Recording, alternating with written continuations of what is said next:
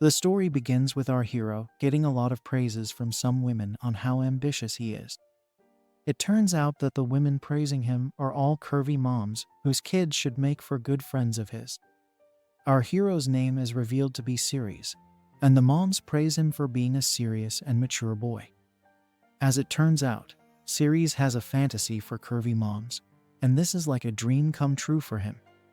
There are 4 moms, each as cute and curvy as the next, so it looks like Ceres does not need to worry about anything else in his life. He says that he would get married to all 4 of them if he had the chance. But then we shift to the side of a house where Ceres has just woken up from his fantasy dream. He laments the fact that he can only be with the curvy moms in his sleep. But then we also learn that the scene we just saw was a memory from the past when Ceres was just a little kid. It has been 10 years since he had this memory, so he wonders why he is dreaming about such things right now. Now, we learn that Ceres is 1 out of 5 members in a hero party known as Light of Hope. Apparently, all the kids from this party are friends, and they have taken an oath to defeat the demon lord of this world. Ceres is a mage fighter, and he also happens to be a fighting member of the party, and it has been smooth sailing for the team so far. However, due to their busy schedules, they have not been able to go back to their village recently. Ceres simply hopes that everyone is doing well, and then he realizes that he is late for the hero meeting. He fears that the leader of his group Zekt will get angry and scold him, so he rushes down the stairs instantly. He reaches his team and sees Zekt with 3 cute girls. They are the remainder of the team, but none of them seem to be happy to see Ceres. Suddenly, Zekt says sorry, but mentions to Ceres that he has been kicked out of the party. The girls look at him with neutral faces, but the strangest thing is that Ceres himself does not seem to be too shocked by this decision. He simply takes the news as it is and comments that such a thing was bound to happen. Our hero explains to us that his party did have a big problem, and it is to do with Zekt himself. Of course, Zekt is shown to be an amazing fighter, and he is actually the lead hero of the new world. He has great leadership skills, which allow him to do whatever he wants. And he's handsome also to boot. Having said that, he does seem to have character flaw that makes him a huge jerk, and it's his desire for women. Zekt is a massive womanizer, and this has led to certain problems in his friendship with Ceres. The shady man tends to put love first, and he has always put Ceres on the sidelines so that he can spend more time with the girls of their party. Now, Zekt tells Ceres that he should know why he is not being allowed to continue in his party any longer. Basically, the womanizer tells Ceres that if he is to make it big as a hero, then he will need achievements that will justify his standing. With that being said, he does not look at Ceres as someone who will help him with that. Rather, he sees our hero as a burden who is simply holding him back from achieving his true goals. Despite insulting Ceres so much, Zekt tells him that he hopes for them to continue being friends. Of course, our hero does not feel the same way, but one of the girls says that she agrees with what Zekt is saying. She also states that if Ceres were to continue with the party, then he would only end up getting injured in the future, and it could also cause him to lose his life. This is when Ceres actually shows a sign of shock, because this girl is Mel, with whom he actually shared a genuine friendship. He can't believe that Mel does not have his back here, but then he notices that she is wearing a rather expensive necklace, which has obviously been gifted to her by Zekt. This makes a lot more sense now, but Ceres is still dejected because he was always there for Mel whenever she needed him. Despite this, she has chosen the playboy womanizer over Ceres, and there is nothing he can do to change that opinion. Now that he has gained the psychological advantage, Zekt tells our hero that he should just head back to the village and become a countryside adventurer over there.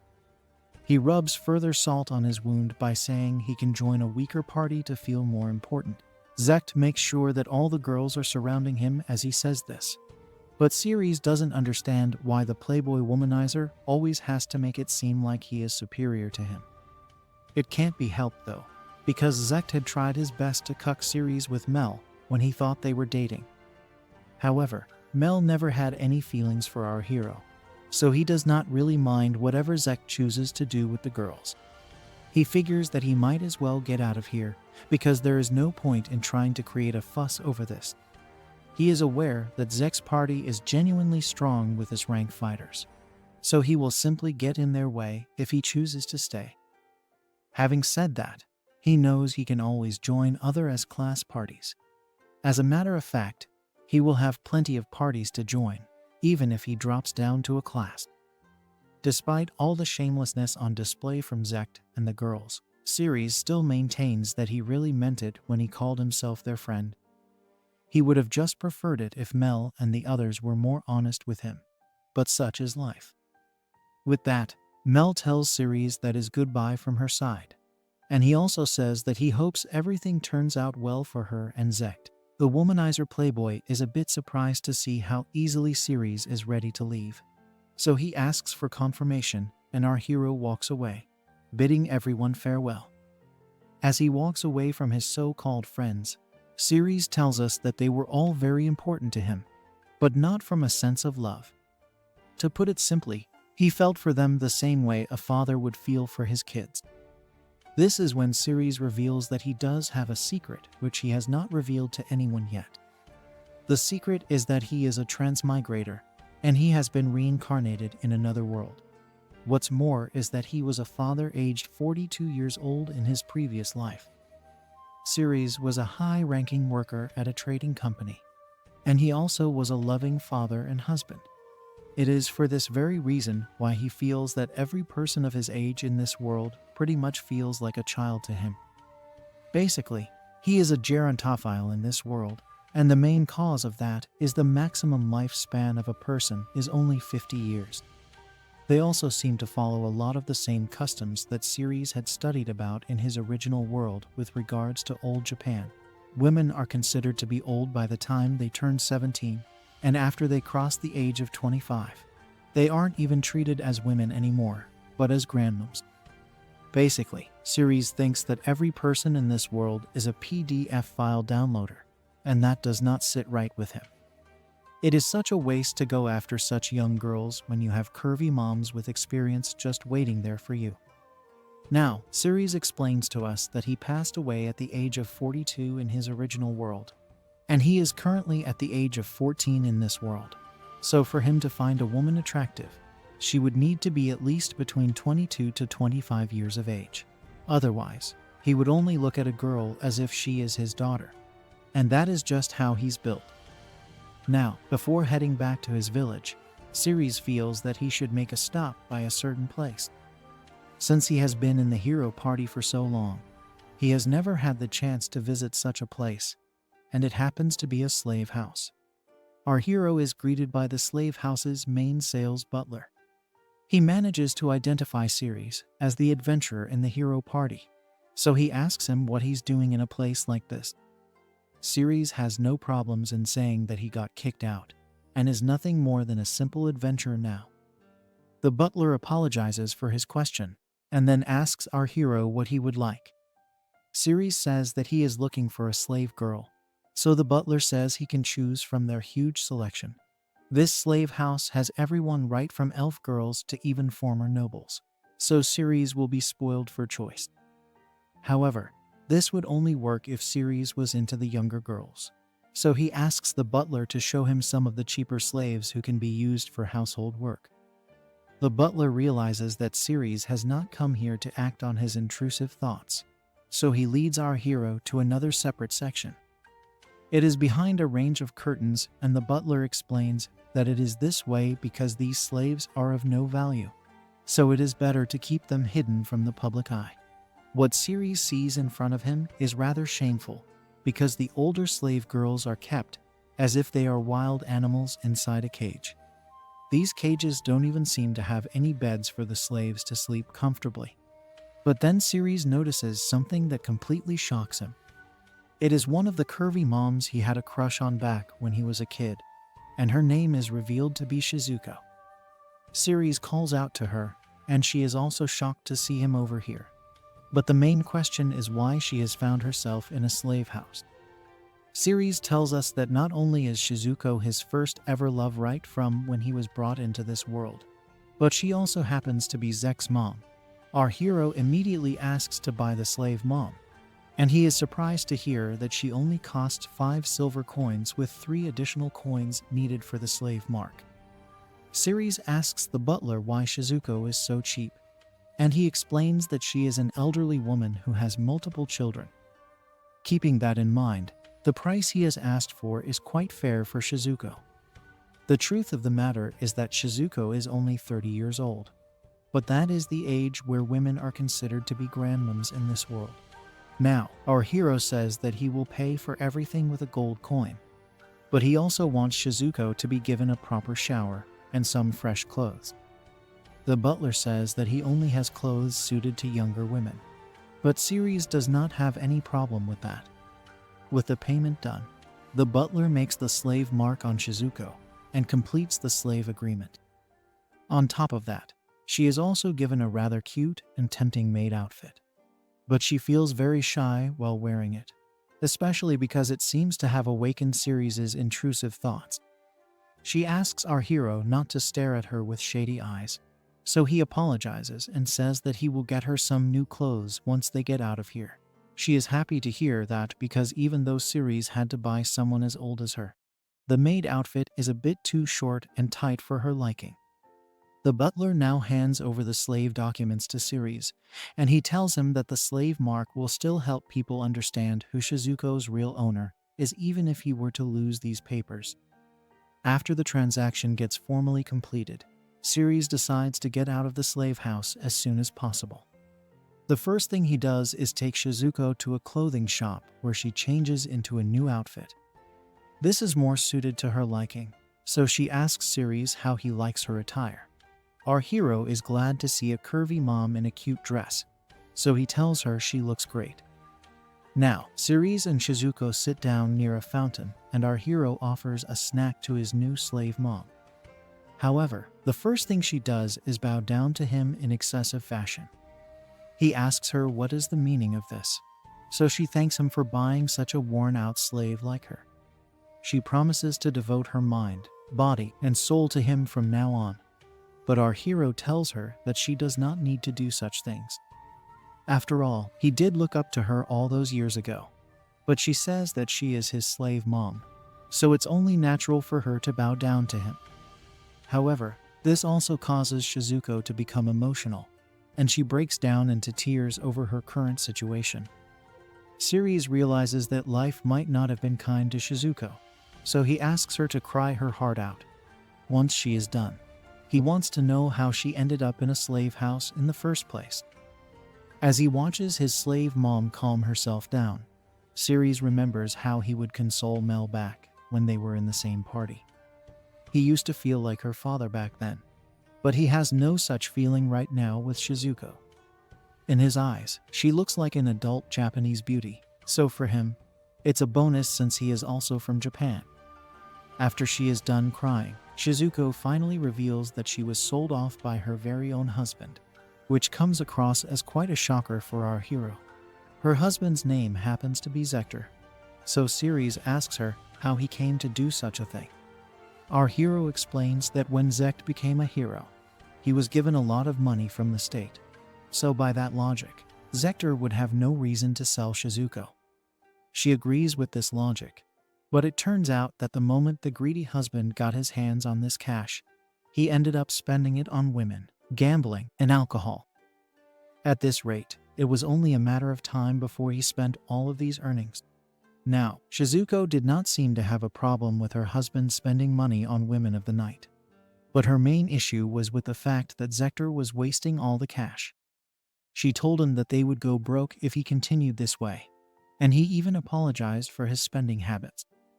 Zektor then told Shizuko that they'll go out and have some fun in the city one last time, after which he would stop blowing all his wealth. It seemed good enough to her, so she tagged along with her husband. But as was expected, this turned out to be a trap, and Zektor shamelessly sold his own wife to the slave house.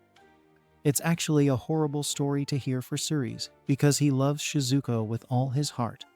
He asks her why she didn't write a letter to Zekt in order to get saved by him, but she says that her son would never help her out of any situation. Isekai'd may love his dad, but he inexplicably hates Shizuko, which is yet another red flag. Ceres now remembers that Isekai'd never really liked how serious his mom would be with him. Come to think of it, Ceres even considered Isekai'd to be a serious man. But money can change people to all kinds of degrees. As Shizuko once again reflects on how useless her husband is, Ceres thinks back to the time he had confessed his love for her to Isekai'd. He even told him that he wished to marry his auntie Shizuko, but Isekai'd was only interested in his beer. He then told Ceres that by the time he would turn 15, Shizuko would be nothing more than an old hag.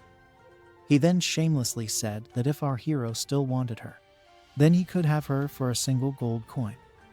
Isekai'd did have a point, no matter how rude he may have sounded, because women above the age of 20 are genuinely considered to be useless in this world.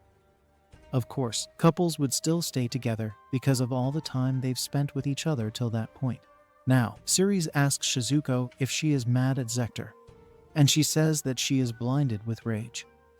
However, there is nothing she can do about it at this point, even though she turns demon mode and says that Isekai'd is going to rot in hell for what he did to her. Shizuko has a rather scary look on her face as she says this, and it even spooks out Ceres. Our hero apologizes to Shizuko for remembering all these painful thoughts, but she says that it's no problem at all. As a matter of fact, she felt really happy when Ceres came to her rescue and bought her from the slave house. Shizuko blushes as she says this, so Ceres comments that she is a very beautiful woman. He proceeds to tell his slave mom that she is not old, and she should stop thinking like that. Shizuko states that Ceres is the only person in this world who would say such a thing. Of course, this makes sense because there is a man who's 42 years old trapped in our hero's body, which technically makes him 12 years older than Shizuko. However, there is another reason as well for his continued support towards the slave mom. Back when his parents from this world had passed away, Shizuko was the one who encouraged Ceres to live a fulfilling life. Part of the reason why Ceres wanted to help Isekai'd and his other friends was because of how nice everyone at the village was towards him. However, even among them, Shizuko was a special one to our hero. She was so kind to Ceres that she was pretty much like his stepmother during his early childhood years. Now, Ceres tells Shizuko that she truly is a wonderful woman, because he has just remembered all the nice things she had done for him when he grew up. His words make her blush again, so she asks what he would like her to do for him. She starts by asking if he would like a tasty meal, which is true for Ceres, but it's not the kind of meal that families like to eat with each other. He laments that Shizuko still looks at him as a child, but he can't really help that. Shizuko realizes that she is actually Ceres' slave mom now, so she will need to listen to whatever orders he gives her. With that, she asks once again what he would like her to do. And that's when our hero decides to take a leap of faith and risk it all. He says that if it were up to him, then he would like for Shizuko to become his lover. Of course, this is a total shocker for the slave mom, and she takes a few seconds to register what has just been said to her. At first, she tells Ceres to stop teasing her because it's not funny to joke when it comes to love. She says that nobody would want a grandmom like her who is twice their age. However, Ceres tells her that he's not joking around and is very serious about this. He even reminds Shizuko of the time he had first confessed his love to her when he was a kid. The slave mom finally realizes that Ceres is not messing around with her, and she also finds out that he has gotten taller than her. She tries to reason with our hero by saying he's a handsome young boy. The cute girls must be going crazy over him, and she even gives the example of Mel and the other girls from the hero party. Of course, Ceres reveals that Isekai'd has already engaged in shady activities with all of those girls, but he gets a rather hilarious response.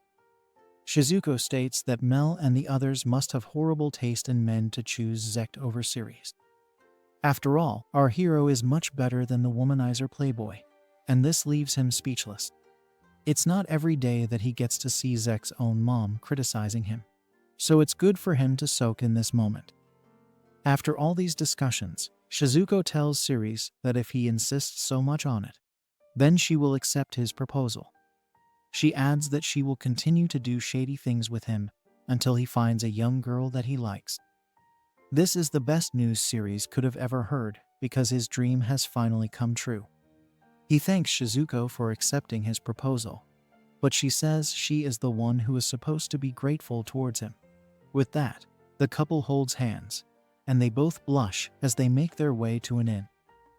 Our hero's life with curvy moms has begun, and he makes sure to seal the deal that very night itself. Now, we move to the next morning where we can see that Shizuko is fast asleep after a rather passionate night. Next to her is Ceres, who has been awake the entire night because he simply could not get over the excitement of doing it with a curvy mom.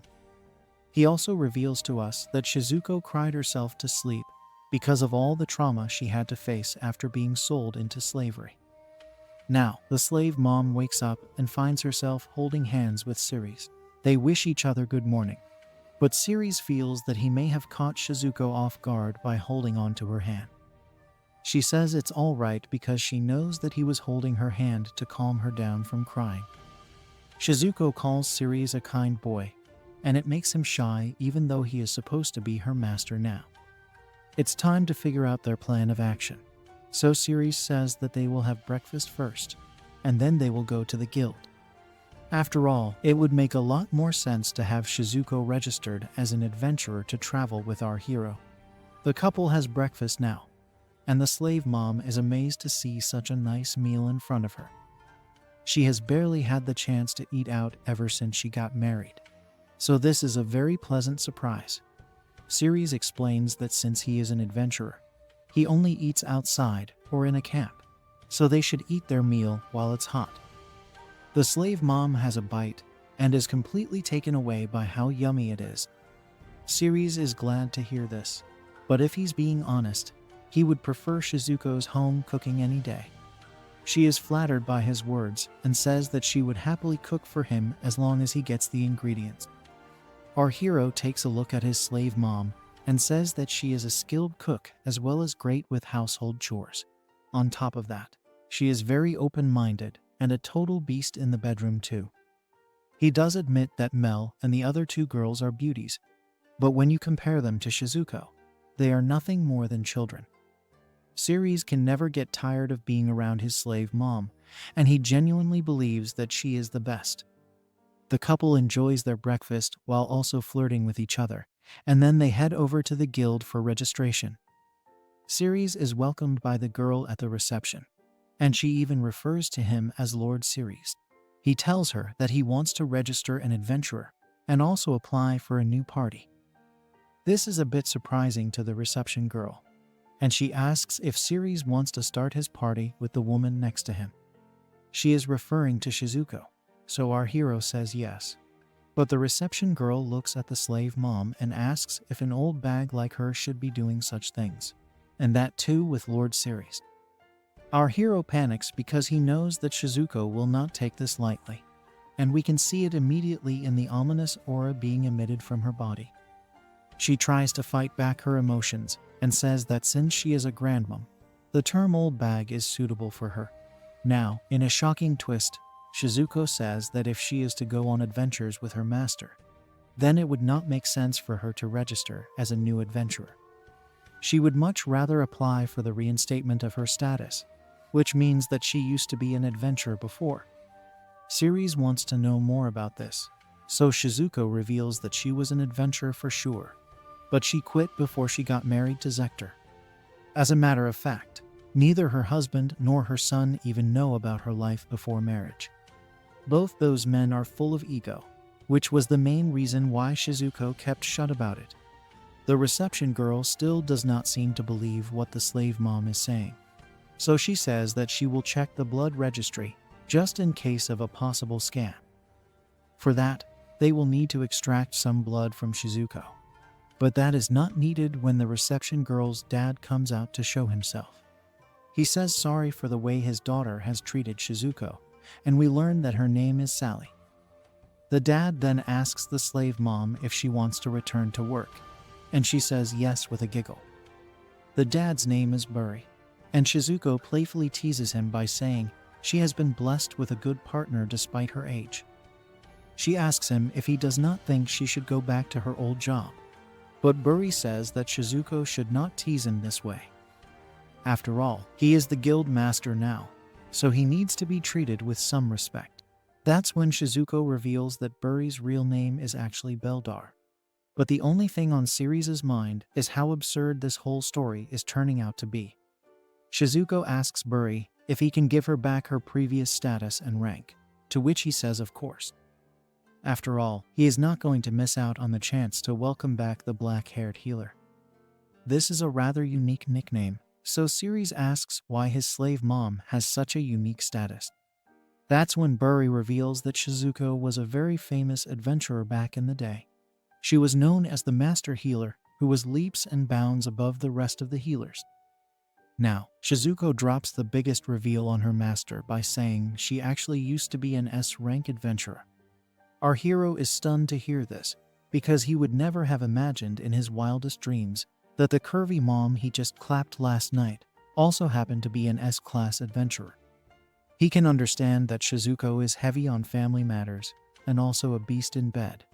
But the fact that she also has strong healing powers is a whole other flex. Of course, it also raises the question as to how she let herself become a slave so easily if she had such powers the whole time. Now, Buri states that since it's been a while from when Shizuko last completed a quest, he can't just give her back the S-tier ranking. He asks if she will be fine with the A-tier ranking, and she says yes to it. Buri gets all the basic work done, and then he has to tend to other matters, so he leaves the rest to Sally. The reception girl bows down to the slave mom and says sorry for speaking so rudely to her earlier. And Shizuko says that she doesn't mind as long as Sally is genuinely apologetic. She is about to show all the quests that are available right now, but Ceres seems to be stunned still. Sally asks him if anything is the matter, and he states that he is just trying to recover from all the shocks that he has just received. Now, the couple goes through some of the quests, and they eventually land their hands on one that seems a bit appealing. It is to do with slaying an earth dragon, and both of them are on board with it. Sally comments that earth dragons are the weakest out of all the dragons, but even then, this is not a quest that you would want to take on alone. This proves that Shizuko can indeed walk the talk of her being an S-rank adventurer. Our hero asks his slave mom if she would like to come for this quest, and she says there is no doubt about it at all. Ceres does not want to put his slave mom in a dangerous situation, but he has faith in her because he now knows that she has the skills to survive an earth dragon. He still tells her that the condition for her to tag along is to allow him to fight the beast all by himself. The best she can do is sit back and watch the fight. Shizuko agrees to this deal, and then she says that they should head to the inn and borrow the kitchen over there, so that she can cook a nice meal for her new master. As they head towards their destination, Ceres tells his slave mom that he still can't believe she is such an amazing adventurer. This is when she reveals that she was not the only one who had such impressive skills. She had actually formed a party with the moms of Mel, Lita, and Maria as well, thus confirming the names of the other two girls in Zek's party. Now, our hero thinks about how cute and curvy all these moms were as well, which means that Shizuko's party was pretty much a heavenly fantasy for him. The more important thing is that these moms were all nice and kind to him back when he was a child. Now, Shizuko reveals that even though their party was strong, they would still face issues because they were all women. Strange and shady men would approach the girls all the time, and it would lead them to beat these creeps one after the other. Simply thinking about these memories makes Shizuko very nostalgic, but then she also recalls that once the women of the party reached a certain age, then nobody even thought of approaching them anymore. Ceres also realizes that all the women got married at around the same time and chose to become simple village girls. Now, our hero asks Shizuko that if she had all this power, then she should have fought back when she was being sold off as a slave. After all, it would not make sense to suffer so much when you had the power to resist the slave traders. That's when Shizuko reveals that she had let her guard down. which allowed her shady husband to drug her from behind. She continues to smile as she talks about this, but also says that the time she meets Zector, she will make sure that his head will rot. It's a rather scary portrayal once again, and Ceres does not want to have any part in it. Now, the couple is about to reach their destination, so Ceres suggests sitting down and having lunch while they still can. The slave mom thinks it's a good idea, and then she proceeds to feed her master and lover boy some home-cooked food.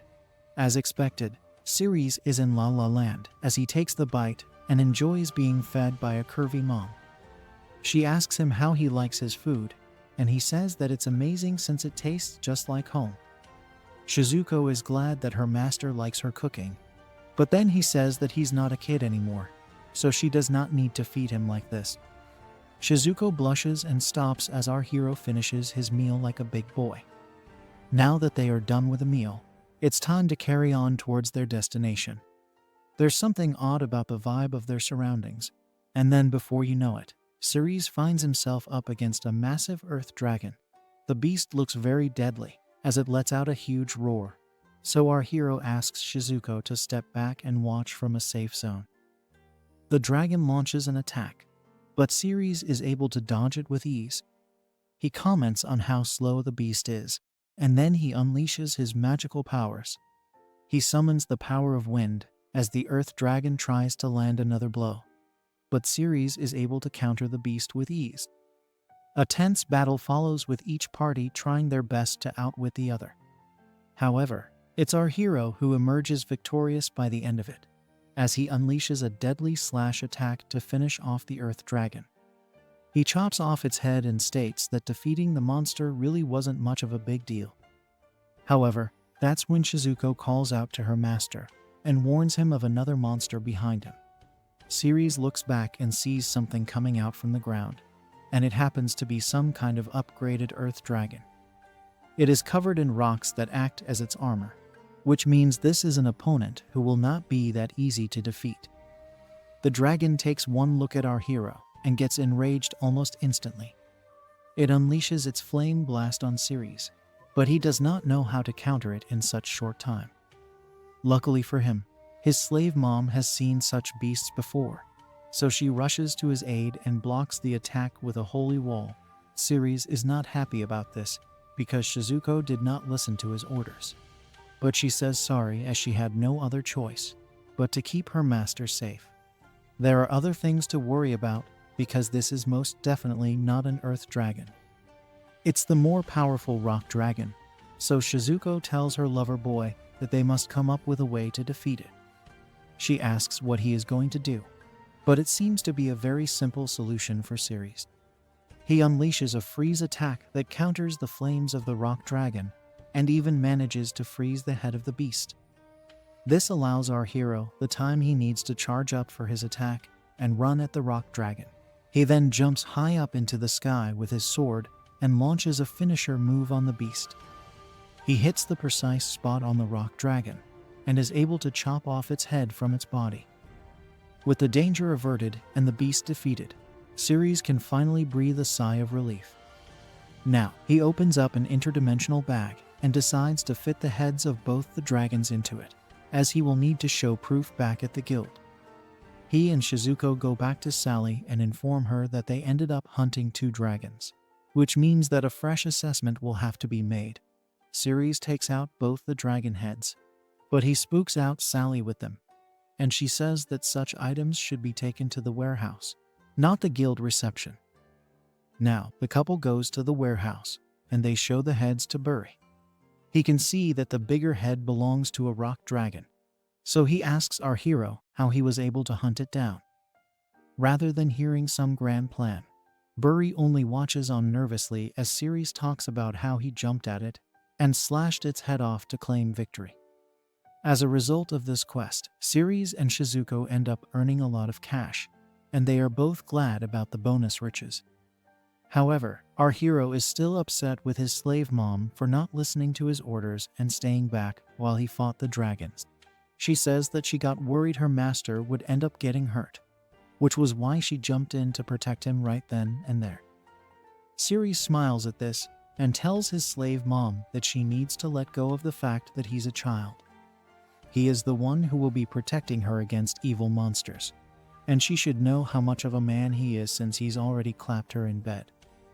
This obviously makes the curvy mom excited, and the heartbeat inside her body only grows louder and louder with each passing second. Now, we move back to the main house where both Ceres and Shizuko are living as lovers. The slave mom goes about her job cleaning the house, but then it strikes her that since she and Ceres are lovers now, they should be doing unspeakable things to each other as often as they can. She can even say the words "I love you" to her master, now that they are a serious couple. Even so, her heart is pounding despite her age, probably because she has never felt this way about any man before. Shizuko tells herself not to get her hopes up so much because at the end of the day, it could be that Ceres had taken her in only because he was feeling lonely. As she looks out into the open sky and wonders what her real relationship is with our hero, we see Ceres, who has bought a gift for his slave mom.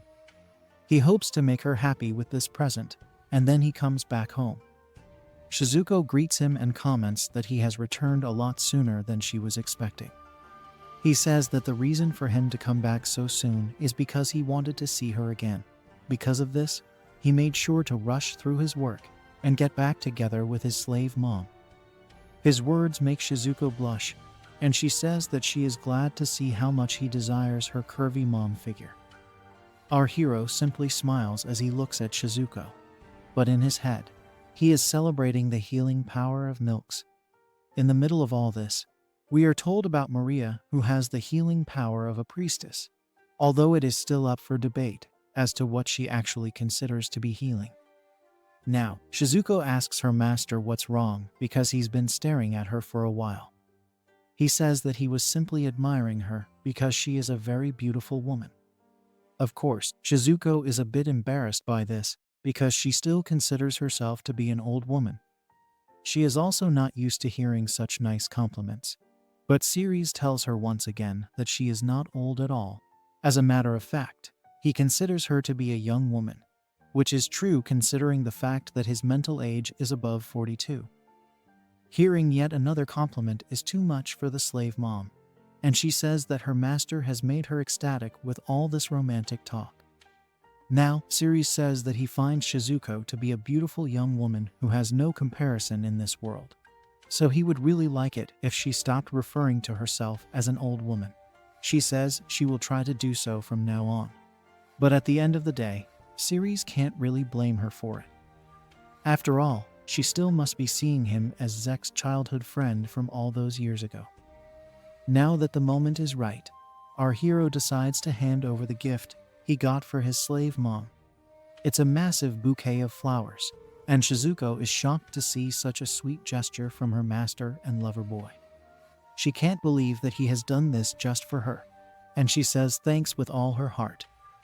Ceres says that he has also gotten some cake for Shizuko, so they should have a slice, but she says that they should save the cake for after the actual meal. If they eat the dessert right now, then it will spoil our hero's appetite, and he won't end up having a proper dinner.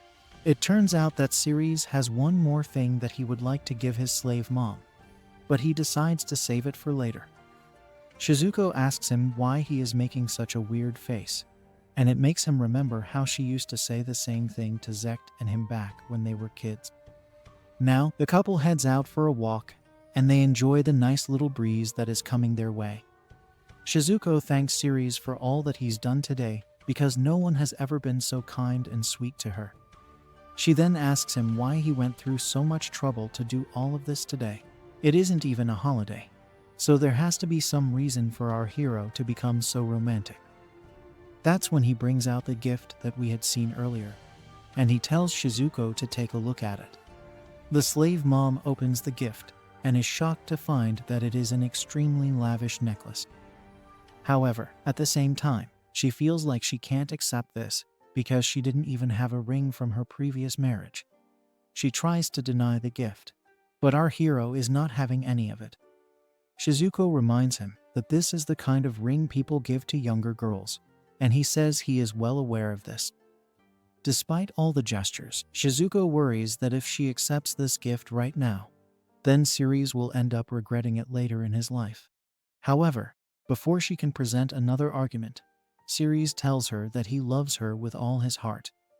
The curvy mom can't help blushing, and she tries to resist Ceres once again by saying she is no good. However, he does not care what society has to say in this world, because he only wants her and no one else. Ceres goes on a romantic rant as he talks about how he wants to be the closest to Shizuko when she is smiling, and wants it to be this way from now on until eternity.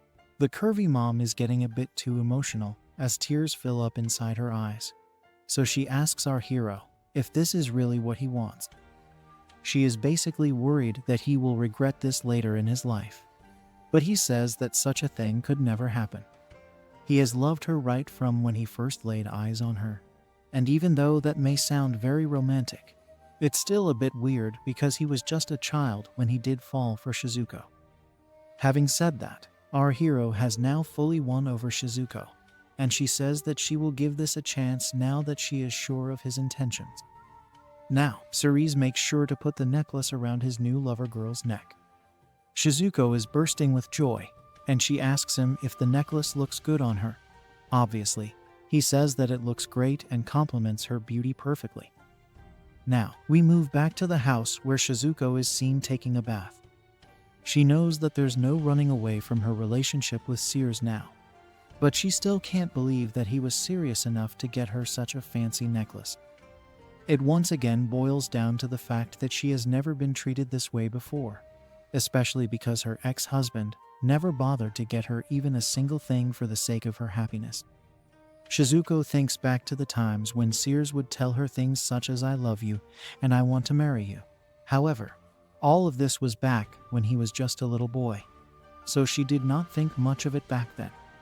There was no way for her to know that our hero was actually being serious all the way back then. The curvy mom even thought that this was a way for Ceres to deal with the loss of his own mother. After all, such incidents can make a boy very lonely. But as it turns out, this was not the case either. Shizuko even remembers Ceres getting along with the other moms and saying similar things to them as well. But his feelings for her were real all along, and she did not pay it much heed. Now, she knows how it all began, and she is ready to take things to the next level. The curvy mom knows it's clapping time tonight, but she is a bit nervous because she does not know how she will do after so long. She also feels like she has put on some weight due to her age, even though she has the body of a human goddess. Shizuko is also not sure of mingling her whole body with such a young man, because such acts are not considered to be normal in this world. Anyway, she will just have to put her faith in her lover boy and see how things go from there. The curvy mom now thinks about herself from 10 years ago, and she was really cute then, but is also very cute and curvy now. Of course, Ceres was only 4 or 5 years old back then, so she should not focus on such things. It would not be nice to make our hero wait any longer, so she decides to get out of the shower and go for it. Now, Shizuko steps into the master bedroom, where Ceres is eagerly waiting for her. She apologizes for making him wait, and says that she is done with her shower now, so he can go ahead. Our hero is nervous as well, but he knows even he needs to shower before getting down and dirty, so he steps into the bathroom. While he gets ready, Shizuko sits on the bed and reminds herself once again that this will be the most important night of her life. An extremely passionate night awaits the couple indeed. We see the curvy mom in bed, wearing nothing but a towel as she waits for Ceres to come to her side. Soon enough, he also shows up and apologizes for making her wait. But Shizuko gets panicked when her time arrives. Her heart beats nervously, and then she even prays to Ceres' mom's soul, apologizing to her for what she is about to do. As they prepare for an intense night with each other, Shizuko tells our hero that it's been a while since she has done this properly, so she would like him to be gentle with her. Of course, she feels that it is also his first time getting this serious, so she asks him if he needs any guidance. However, he shows himself to be quite the expert as an extremely passionate session follows. Despite exploding together, our hero wants to go one more time, which totally takes Shizuko by surprise. It's so good for the curvy mom that she believes she can't live without Ceres anymore. After all, he has shown her so many things tonight that she never even believed she could experience. After going hammer and tongs the whole night, we move to the morning where we see Shizuko lying in bed. As she tries to figure out what happened the previous night, she finds herself with Ceres right next to her. He wishes a good morning, but Shizuko asks him if she fell asleep after passing out from all the exercise last night. He believes so, and then she asks how it was for him to get with her. Our hero simply says that the curvy mom was so cute while sleeping that he couldn't take his eyes off her. This obviously makes her a bit conscious, so she says that they both should get ready as it's already noontime. However, he holds her hand and asks if she would like to act on her intrusive thoughts again. After yet another unforgettable session, Shizuko tells our hero that she was amazed to see how much he wanted to please her as a woman. She gets dressed and comments on how he has completely drained her, so he says sorry for letting out the beast. Of course, she does not have a problem with this at all, but it leads Ceres to wonder if he has always been such an excited man. He then tells the curvy mom to rest for a bit, after which the both of them go to get some breakfast. We see that our hero has made some yummy omelets and even drawn hearts on them. So Shizuko states that he really knows how to please her. They decide to eat before the food gets cold, and then they discuss what they should do next. Shizuko says that Ceres can count on her support at all times, and he can do whatever he pleases. Of course, hearing such things only makes his intrusive thoughts erupt, but he has to be focused, especially after going 3 rounds with a curvy mom. Now, we learn that there are only 30 people in the world who have the S rank. Since Shizuko is already an S rank adventurer, he could easily live a quiet life with her as his wife. However, he is also aware that he could land up into trouble for this with Isekai'd and his dad for obvious reasons. Shizuko states that if he is having a hard time figuring out what to do, then she would like to propose paying a visit to their village. After all, she would definitely like to inflict some punishment upon her shameless ex-husband. She smiles a lot as she says this, but our hero knows better than to allow a scorned woman to unleash hell upon the man who wronged her. He leaves that topic aside and says that he was actually thinking of going to the Jamuna village and living there quietly. Shizuko is fine with this and says that she would also like to meet the other curvy moms Haruka, Seo, and Misaki. Of course, even Ceres would love to do that, as he has his own shady intentions in mind for them. He wonders if these moms are still the same as they were when he last saw them, and Shizuko says that they most definitely are. Haruka is busy helping her husband Kazuma, who is only interested in cooking for his restaurant. Seo continues to be a household slave for her oppressive farmer husband Kaido, but she considers this to be her job. Then there's Misaki, who is quietly working in the household and general store of her selfish husband Shuto. From the looks of it, all these curvy moms need a hero to rescue them from their boring marriages, and Ceres looks like the right man for the job. Shizuko talks about how the love these moms once shared with their husbands has instantly deteriorated, so it makes Ceres wonder if he can actually achieve his ultimate fantasy now. Either way, he is excited to meet the moms again, even if he does not know what he is going to do when he reaches the village. Anyway, he'll see if he can come up with something new once he is actually there. On this note, his intrusive thoughts come to the fore once again, and he asks Shizuko if they can engage in unspeakable acts again tonight. She is amazed by the stamina and vitality of his youth, but it's not like she's going to say no to him either. Now, we shift to Isekai'd and his girls as they realize that they have run out of money. This is a bit of a shocker to them, and Maria even suspects that Ceres may have run away with it.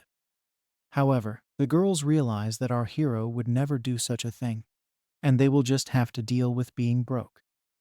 The group goes to the guild to figure out what's wrong, and that's when they learn the church has not paid them yet.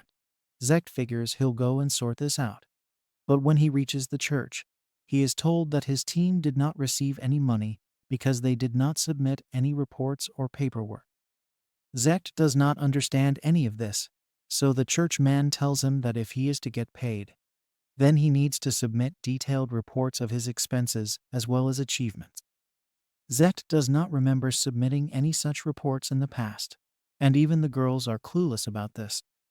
The church man reveals that the paperwork he received in the past did have Isekai'd's signatures, but the one filling them out was none other than our hero Ceres. This shocks the playboy as he realizes that Ceres would often come to him with papers for his signatures. Now he knows what all of them were for. He asks the church man if these documents are necessary. The church man says that there is one other alternative, but that is the minimum monthly allowance.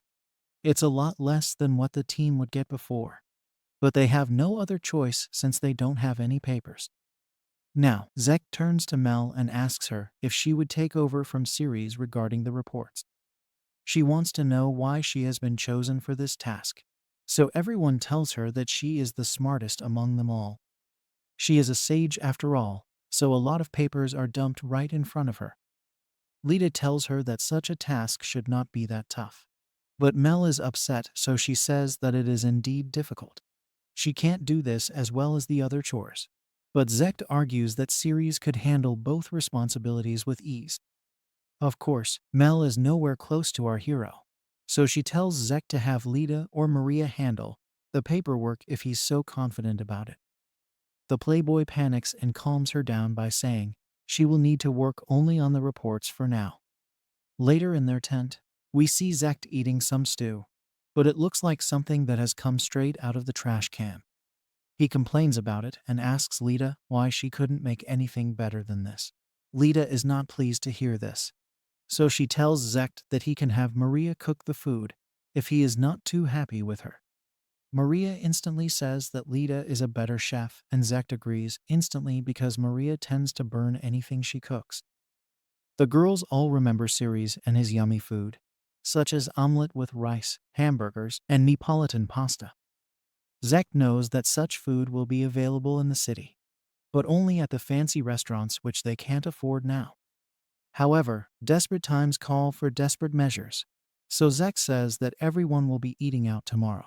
This sounds nice for people who actually have money, but a few days later, we see the whole team looking famished and unkempt. Isekai'd laments that he and the girls can't keep going like this. They are losing money and getting dirtier by the day, so something needs to be done about the situation. Isekai'd takes a look at Lita and notices that her hair looks a lot better than Maria's or Mel's. He asks her how she is able to do this, but she states that she simply ties her hair from behind. Also, Ceres used to take care of Mel's and Maria's hair since they had no idea how to manage it themselves. Isekai'd gets annoyed because our hero has been mentioned yet again, proving how useful he actually was to this team. In a moment of frustration, Isekai'd says that he and the girls should go to the church and have them take care of them. However, Maria is completely against this idea because the church members lead a very frugal life. They rarely ever eat meat, and everyone has to take care of themselves anyway, so the team is better off as it is right now. Isekai'd eventually agrees that they won't go to the church, and then he is asked why the team doesn't just go to the guild to earn money from adventures. Isekai'd says that will not be possible because they take money from the church and the country. Due to this, they are not allowed to go out and hunt monsters, and it leads Isekai'd to wonder how Ceres was able to do everything that he and the girls aren't. He laments his current situation, but there's not much that he can do about it. Now, we move to our hero and his lover mom Shizuko, who looks super cheerful right now. Ceres tells her that they will get some money after their meal, and then they will leave the city. Shizuko is completely fine with that, but Ceres doesn't understand why she is so cheerful. The curvy mom says that it's because she has him by her side, and then we see how our hero takes care of Shizuko. It turns out that he shampoos her hair every morning with a hair cleansing potion. He then combs the hair as he dries it out, almost as if he is a professional salon person. In this world, there is no husband who would do such a thing for his wife. But even then, Isekai'd and the girls ended up throwing Ceres out of their group. Shizuko does not like to make fun of other people's kids, but maintains that if Haruka were to see Lita like this, then she would have definitely slapped her. Even she herself would like to give Isekai'd a good thrashing for being ungrateful. And Ceres agrees that he wouldn't mind doing the same thing. Shizuko compares her current life to her past life by saying Ceres and her take turns while making meals. But when she was with Isekai'd and Zektor, they would keep harassing her to make food, even when she was down with an illness. Our hero, on the other hand, says sweet things like he wants to see Shizuko smile, and he wants to cook for her. Such a drastic change makes the curvy mom so happy that she wishes to dance around randomly because of her comfy life now. There's also the fact that she and Ceres engage in the most unspeakable acts known to mankind day and night. So life is full of pleasure now. Shizuko even goes as far as to say that if she had to choose between Isekai'd and Ceres, she would easily choose Ceres without even having to think twice about it. She is his lover mom after all, so it's a no-brainer. Now, we move to the forest where Ceres has taken down multiple monsters at the same time. Shizuko is amazed to see how strong our hero is, but he says that it's easy for him because he's used to hunting down monsters by himself to survive. This is a bit surprising to Shizuko because Ceres used to be a part of the hero party, so there was no need for him to hunt for his earnings. However, he explains that since he is a magic warrior, he did not get aid from the party and had to pay for his own expenses. The curvy mom can't believe this because Ceres was not only helping Isekai'd and the girls defeat the Demon King, he was also doing requests on the side to pay for himself. Our hero says he didn't have any choice, and then Shizuko realizes that he must have been doing chores as well.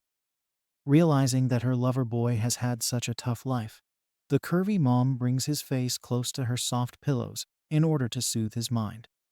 Shizuko then asks Ceres what's the strongest monster he's hunted, and he says he's gone up to the dragon class. This includes wyverns, earth dragons, rock dragons, and even water dragons. Shizuko asks Ceres that if he's able to hunt down such beasts, then he might actually be as strong as Isekai'd if not stronger. Our hero is not too sure because he would never take part in the big battles. If he added to Isekai'd and the girls during these fights, then it could have caused a lot of issues for them. So he decided to stay in the sidelines and handle the small fry. Shizuko now realizes that while the four chosen ones get great powers, she had also heard of a hero so strong that even dragons would not be able to lay a hand on him. In her opinion, Isekai'd and this hero should not be so different, and it looks like she's referring to Ceres, who is still lost inside her soft pillows. She is saying this because our hero seems to be stronger than S-class heroes. However, it does not matter how strong you are. You can still suffocate inside soft pillows. So Ceres asks Shizuko to let him breathe for a bit. He then suggests going to the guild to give their report, so the curvy mom does as he says. The couple meets Sally, who gives them their reward. But then she also tells Ceres something important. It seems that he is still registered to the hero party.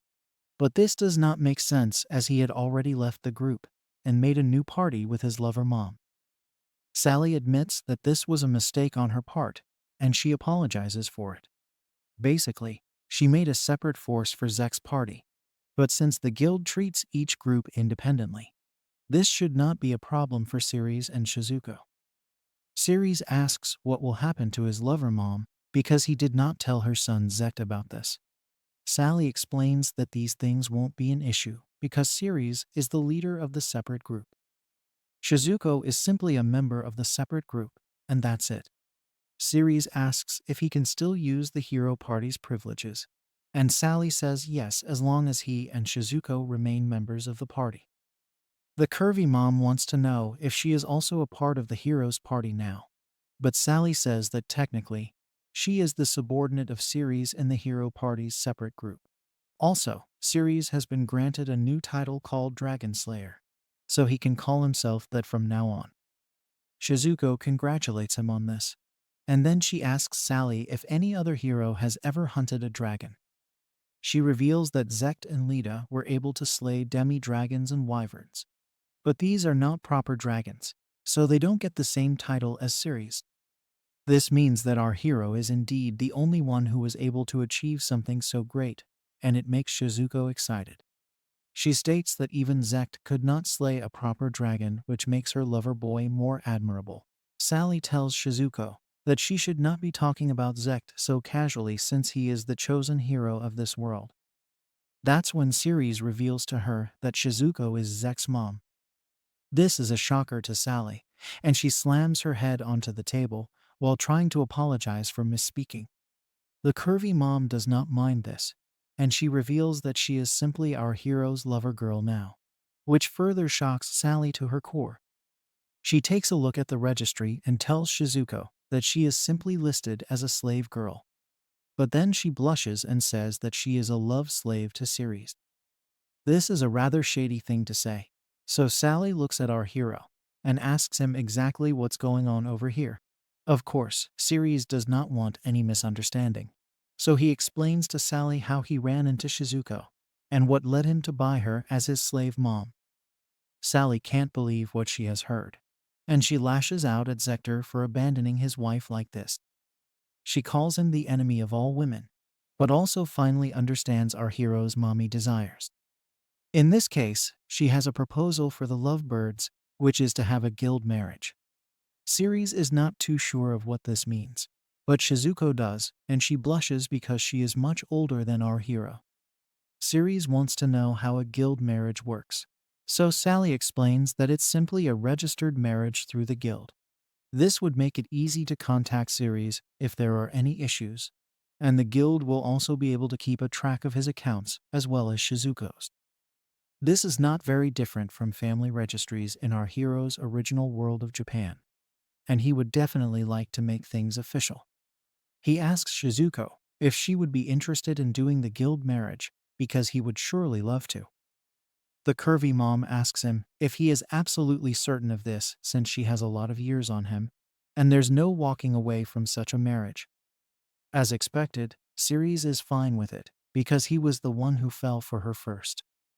With that said and done, our hero and his lover mom officially tie the knot and get married. Shizuko has gone from a slave mom to a wife mom now, and Ceres is happy about it, although he does feel that Sally may have hustled him for some money by making him pay for the registry as well as the rings. Everyone celebrates their union and wish the best upon Ceres and Shizuko as they walk down the aisle as husband and wife. It's a very happy moment for the both of them, and then Ceres buys drinks for everyone on the house. This leads to even further celebrations as Sally starts handing out the drinks to everyone at the bar. Shizuko couldn't be happier about this because she has finally found the perfect husband, who at one point was pretty much like her stepson. Then she reveals that she had kept a promise with the other curvy moms back in the village. This was basically to share all their sorrows and all their blisses together with each other. This means that Ceres will probably have to take in a total of 4 mom wives. But that will not be a problem for him since he is a mommy lover. Now, Shizuko and Ceres reach the village of Jamuna, and it brings back some fond memories for our hero, as he was born here. The people of this village raised him after he lost his parents, so he is looking forward to his time here. His mom wife, on the other hand, is not too thrilled, and he was expecting this because Zector lives here as well. He is the same man who sold off Shizuko in the first place, so it's normal for her to feel a bit sad. Ceres goes to meet the chief, who is a bit surprised to see him. He was under the impression that our hero was out on a mission with Zect and the others. Now, Shizuko comes in as well, and this shocks the chief even further. This is because Zector had told everyone at the village that she had passed away. As expected, Shizuko has a frown on her face, and Ceres does not like seeing this, so he asks her if she would like him to have a word with her past husband. Shizuko says she can handle it, and then the couple explains everything to the chief. He realizes how traumatic it must have been for the curvy mom, and he calls Zector a lowlife for doing what he did to her. He would have chopped off his arm and thrown him out of the village as well. But it looks like Zector is not here anymore. We learn that he did not pay his taxes, and it led to the feudal lord taking him away. Shizuko pauses for a second, but then she activates demon mode and starts laughing over what has happened to Zector. The chief asks her to get it together, and then the curvy mom admits that she lost her composure for a bit. She wanted to at least get one hit at Zector, but it looks like he is a much worse place now. Ceres also knows that his mom-wife is speaking the truth, because even if Zector were to complete his time paying off his taxes while working as a slave, he will not have any face left to show in the village. After all, he did spend all of his son's money on curvy babes and booze without sharing it with anyone in the village. It really is a live example of you reap what you sow. Our hero states that he will never forgive Zector for selling off his dear Shizuko. But he also admits that he has a few good memories with him since he would take him and Zect out fishing during their childhood. Either way, it looks like things have turned out conveniently because revenge would not have been the best way to end this. Now, the chief comments on how happy Shizuko is looking due to the fact that she has gotten herself such a young husband. She admits that it's almost scary to see how happy she has become. And then the chief also commends Ceres for actually following through on the promise he made to the curvy mom back when he was a child. He even states that our hero is a very brave man for being able to live up to such a promise. Now, Ceres decides to buy himself a favor, so he gives the chief some coins to keep him happy. The bald chief then tells our hero that he should go get some rest with Shizuko. However, since the both of them just recently got married, he believes that the couple may want to tire themselves out even more. Ceres figures that the chief has given in to his own intrusive thoughts, so he should just try to get out of here with his wife mom. The couple reaches their home and are relieved to finally have some private time with each other. Shizuko is very happy to have gotten rid of Zector now, and she does not want to live with any kind of resentment. After all, she has finally found herself a nice husband after a long time. Our hero tells her that he was the one who caught her after all this time, so he deserves some credit as well. He then says that they can take it easy for today, but Shizuko asks him if he really wants to take it easy or actually get more exercise, just like the chief was saying earlier. Everyone's intrusive thoughts seem to be going wild and out of control, so Ceres suggests getting freaky right now. Shizuko is a bit taken aback by his eagerness, but they get down to business anyway.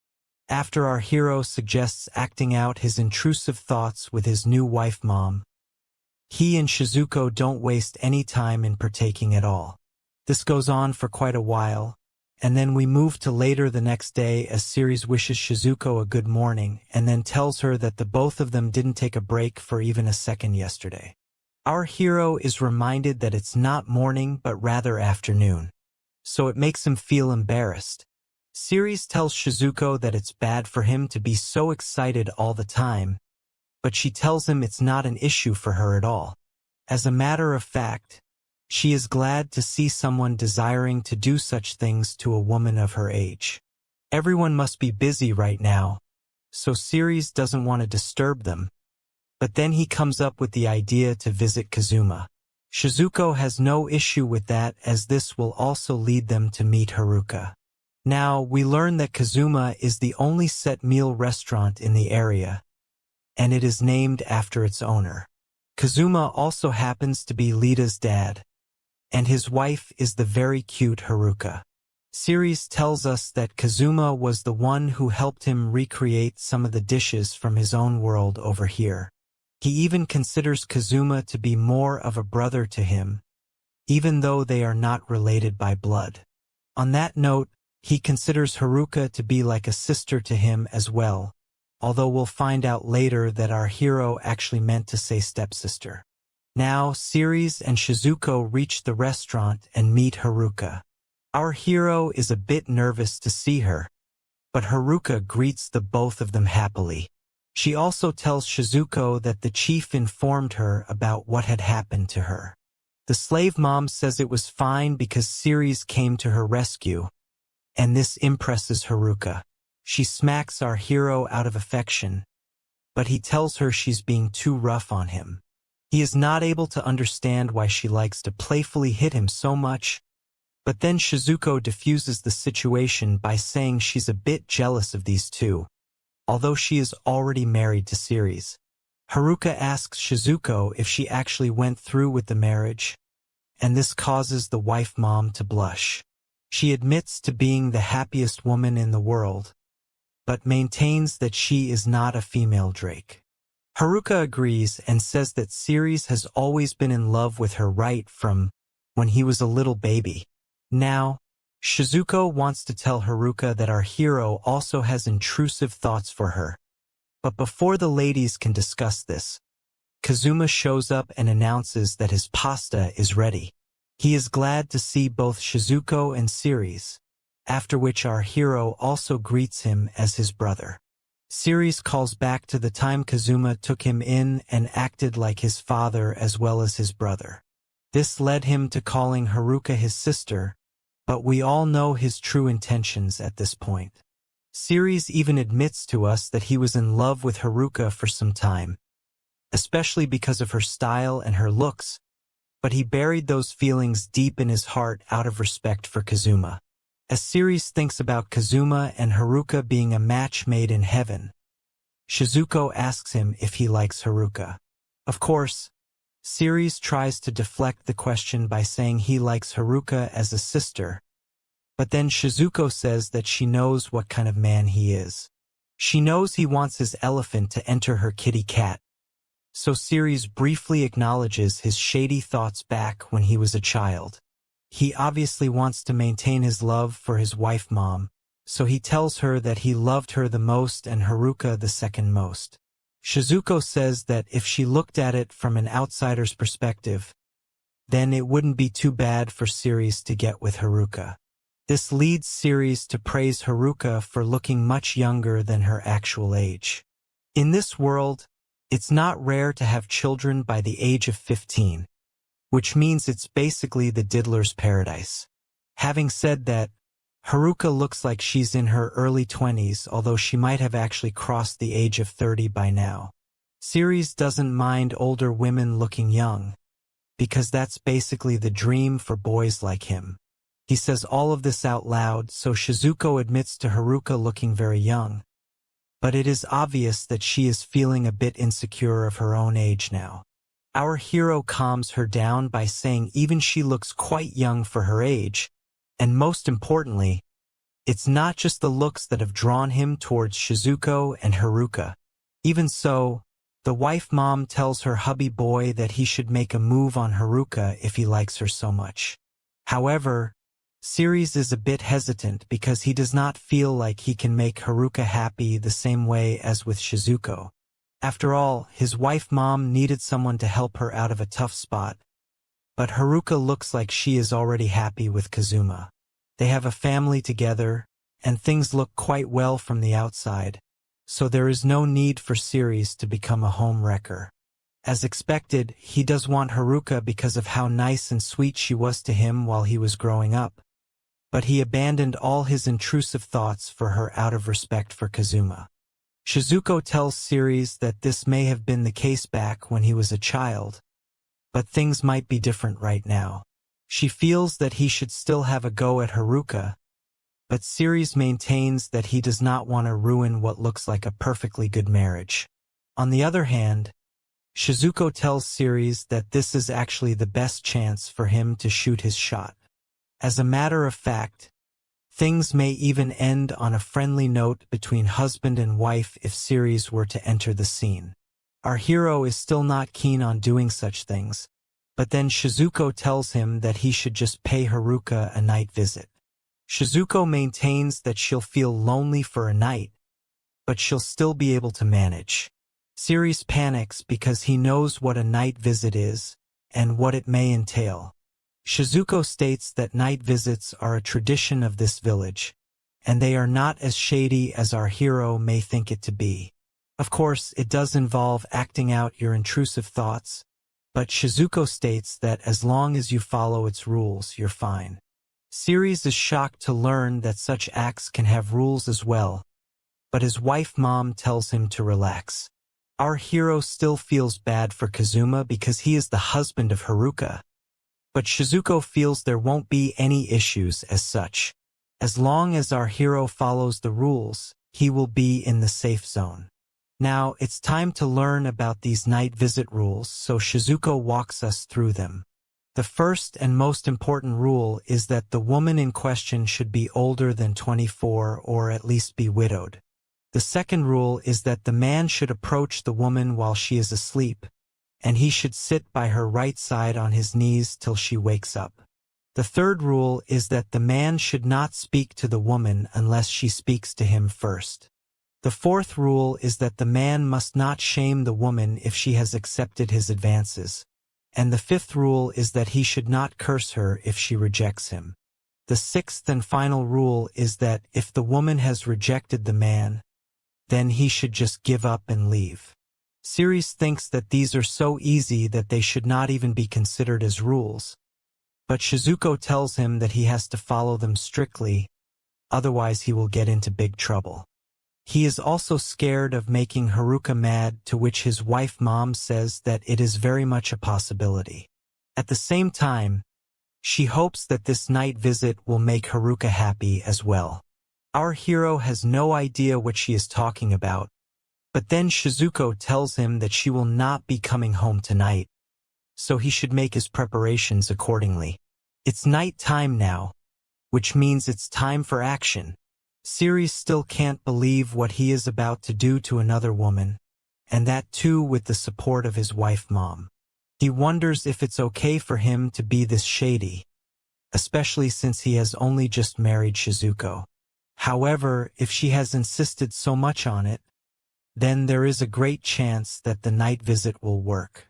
Series sneakily makes his way to Haruka's room while continuously thinking about Shizuko's angle. But if it means he gets to have two curvy moms by his side, then he will not resist the temptation. He enters the room and sees the cute Haruka fast asleep, so he sits by her right side and on his knees. He had thought that Kazuma would also be in the same room, but that isn't the case. Anyway, the night visit has officially begun, so Series has to wait patiently till Haruka wakes up. It takes a lot more effort to do this because he is checking out her curvy body while not being able to do anything. Suddenly, as his legs start to go numb, Series notices that Haruka has woken up and is looking at him with a lot of confusion.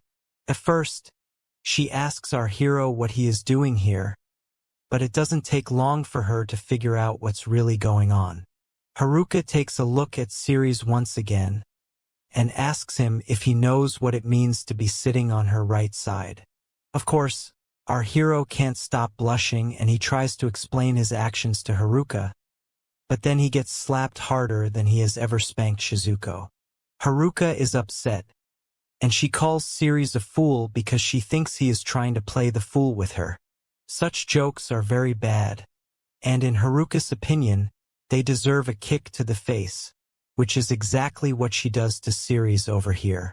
Our hero asks her to calm down, but she maintains that she is calm, thus proving that no woman is ever calm. Haruka demands an explanation for this behavior, so Series slowly blurts out that he likes his big sis. He gets yet another slap, and then Haruka asks him if he means it as siblings. She doesn't like getting hurt by tasteless jokes, and it shows in her face. Series feels bad about what's going on, so he decides to confess the truth to Haruka, but at that very moment, Kazuma enters the room to check on his wife. He is surprised to see Series over here, and our hero believes that he will soon be breathing his last. This leads to a round table conference, but without the round table and the chairs. Series has to come up with something now, but he is told to speak carefully, otherwise it may harm his relationship with Haruka as well as Kazuma. It's now or never for Series, so he finally confesses that he actually likes his big sis. However, after seeing her with Kazuma, he decided to give up on that dream. Haruka wants to say something, but then Kazuma cuts her off because the men are speaking right now. Both Haruka and Ceres are a bit surprised to hear this, but Kazuma becomes a wingman and tells our hero that he should not give up on the woman he likes. There's a lot going on inside his head, so Ceres tries to understand what Kazuma is trying to say. He replies by telling Ceres that he should just be open and clear with him. He wants an honest answer, so our hero tells him that he did not go after Haruka because she seemed to be very happy by his side. As a matter of fact, whenever he did look at the both of them, he could only see smiles, which made him jealous of the couple. Kazuma now understands Ceres and his feelings, so he tells him that he also wishes for our hero to get with his wife. However, he asks Ceres if he is fine with Haruka despite the fact that she is Lita's mom and is pretty much the same age as his late mother Maruna. Kazuma looks extremely serious right now, which is why Haruka is not able to understand her husband's passion. She asks Kazuma why he is being this way, but by then, Ceres reveals that age has got nothing to do with love. He does not wish to give up on loving Haruka either, although he might be confusing love for another word. Haruka also starts blushing now, so Ceres shoots his shot by saying he will offer his love to her if she accepts him. He still says that he does not want to make Kazuma sad, but instead, it looks like Kazuma is the one who wants this to happen the most. He tells Ceres not to think about him and only focus on how he feels about his wife. It is at this very moment that Ceres shouts out his love for Haruka. This stuns her for sure, but then Kazuma dulls the situation by telling our hero that his wife will only pile on years from now on. Sure, she may look young right now, but there's no telling what might happen a few years down the line. This is not putting Haruka in a good light, but Kazuma maintains this statement because he wants to know if Ceres can still take care of her after she stops looking young. The men get into a passionate shouting session, and Ceres once again proclaims that he will love Haruka right till her final breath. Now that Kazuma has all that he needs, he asks his wife what she feels about the whole thing. This only makes her more nervous, and she eventually asks Ceres why he chose her out of everyone. She had even changed his diapers back when he was a baby, but it looks like this is some kind of alternative grooming. Haruka calls back to all the times Ceres told her he liked her, but this was only when he was a child, so she did not take it seriously. Kazuma once again tells our hero that when he reaches the age of 30, which is Kazuma's current age, Haruka would be in her 40s, which is not the most youthful age even on Earth. Kazuma adds that his wife will start looking like an old hag by that point, but the person reacting to this the most is Haruka, and that too with anger. There seems to be a reason for all this madness, and it happens to be Kazuma checking Ceres' true loyalty. Our hero proudly says that he will still love Haruka despite any age issues she might face later in the future. This is enough for Kazuma to hand over his wife to Ceres without any hesitation. He pushes Haruka onto Ceres, which would be shocking for anyone normal. What's even weirder is that he asks Ceres to prove his love for Haruka by showing it to him right now. This takes our hero back by surprise, because he is not too sure what Kazuma means by such a statement. Haruka is immediately dumbfounded, but before she can counter her husband, Ceres decides to show off his passion to his big brother by taking his wife in front of his eyes. The men even shake hands as Kazuma tells Ceres he wants to see it, so it could be inferred that Kazuma has some peculiar tastes when it comes to his own intrusive thoughts. Haruka can't believe what she is about to do with Ceres, that too in front of her husband, but a promise made between real men is never broken. It's time to begin the proceedings, and Kazuma is watching on with a lot of intent. Haruka asks Ceres if he is serious about this, but he doesn't waste any time and immediately picks her up. He then places Haruka on the bed, after which he tells us that he does love Shizuko the most, but at this moment, he has his eyes on the prize. Haruka is blushing crazily as she asks to be let go. But Ceres points out how red her face is. She scolds him for being so bold. But then our hero decides to show his stepsister what he's really made of. The two of them proceed towards shady activities in front of Kazuma, and Ceres tells Haruka that she is incredibly beautiful. What follows is an extremely passionate session, after which Haruka asks Ceres if he loves her. Our hero fools around for a bit, but admits his love after another slap. Haruka confesses her love for him as well. After Ceres and Haruka are done with their shady activities, they notice that Kazuma is standing right there in front of them. He is posing as if he is some kind of alpha male, but he has just seen his wife getting violated by a kid he raised himself. Anyway, Kazuma asks Haruka if she is done or wishes to go for another round, but she says she's had enough for now. Ceres guesses that Kazuma might have left the room in between their shady activities, probably out of shame, but either way, he says sorry to the cuck for letting his intrusive thoughts get the better of him. However, Kazuma says that the two of them are good for each other, especially after what he just witnessed. Haruka agrees to this, and it confuses Ceres because he had no idea both husband and wife would agree to something of such a nature. Kazuma now explains that he and Haruka have lost their freak between each other and haven't engaged in a very long time. Basically, their relation as man and woman is all but over, so he does not mind if Haruka finds another victim. They still maintain a good relationship in general, so there are no hard feelings between them as such. Haruka adds that ever since she gave birth to her daughter, she and her husband lost the connection that made them attracted to each other in the first place. As a matter of fact, she is planning to find another man for a while, but due to the silly rules of this world, a woman has no chance of finding a new man after she reaches a certain age. It was at this moment when Ceres popped into Kazuma's head, especially because of how he used to bluish around Haruka all the time. A flashback shows Kazuma telling Haruka that Ceres may still have feelings for her, but she brushes it off because he was just a little kid when he said all of that before. Despite this, Kazuma still felt that our hero did not grow out of his love for moms, and that theory has been proven true over here. Now that he has proven his intentions, Kazuma tells Ceres that if he would like it, then he will gladly hand Haruka over to him. In the middle of all this, Haruka just sits and blushes, but Ceres still can't believe that he is being given such an offer. However, Kazuma once again reminds our hero that he used to be a little creep back in the day, sticking to Haruka's leg like a dog who needed to get snipped. Ceres is reminded of this, and he does feel a little embarrassed, but he can't hide from the truth.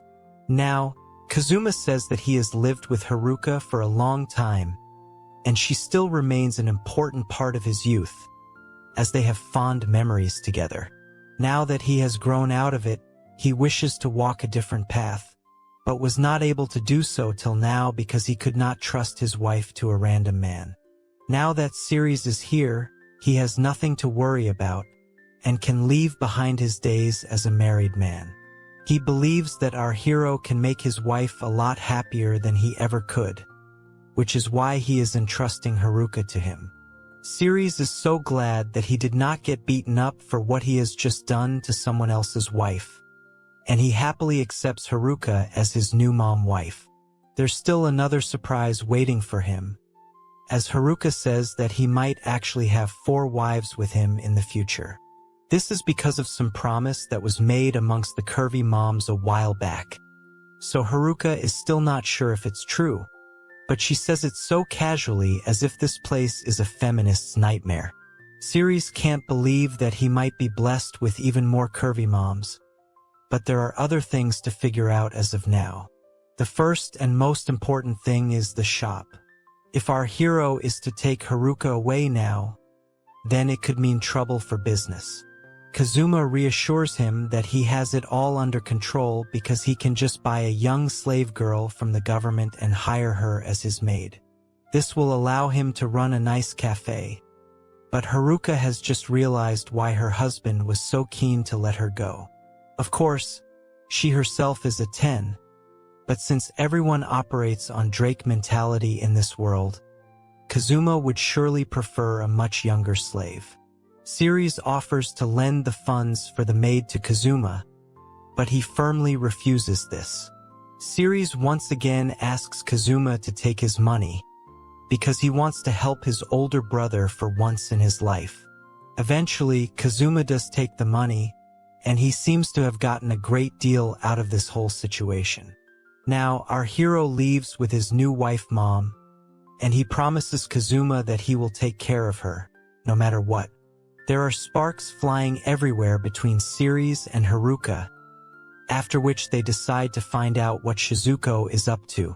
Haruka wants to meet up and talk with her fellow mom buddy, but Ceres says that he was instructed not to come back home today. Now, we move to Shizuko, who is having a nice drink to herself while also wondering if her lover boy has managed to get with Haruka yet. Now, Ceres takes Haruka on a detour and leads her to a familiar spot. She is hit with nostalgia as she sees the area, and it makes her recall when she used to watch over the kids back when she used to have days off from the shop. All the kids used to be a hassle for her, but Ceres was relatively easier to manage despite his intrusive thoughts. This leads Haruka to tell our hero that he has changed quite a bit, and it surprises him.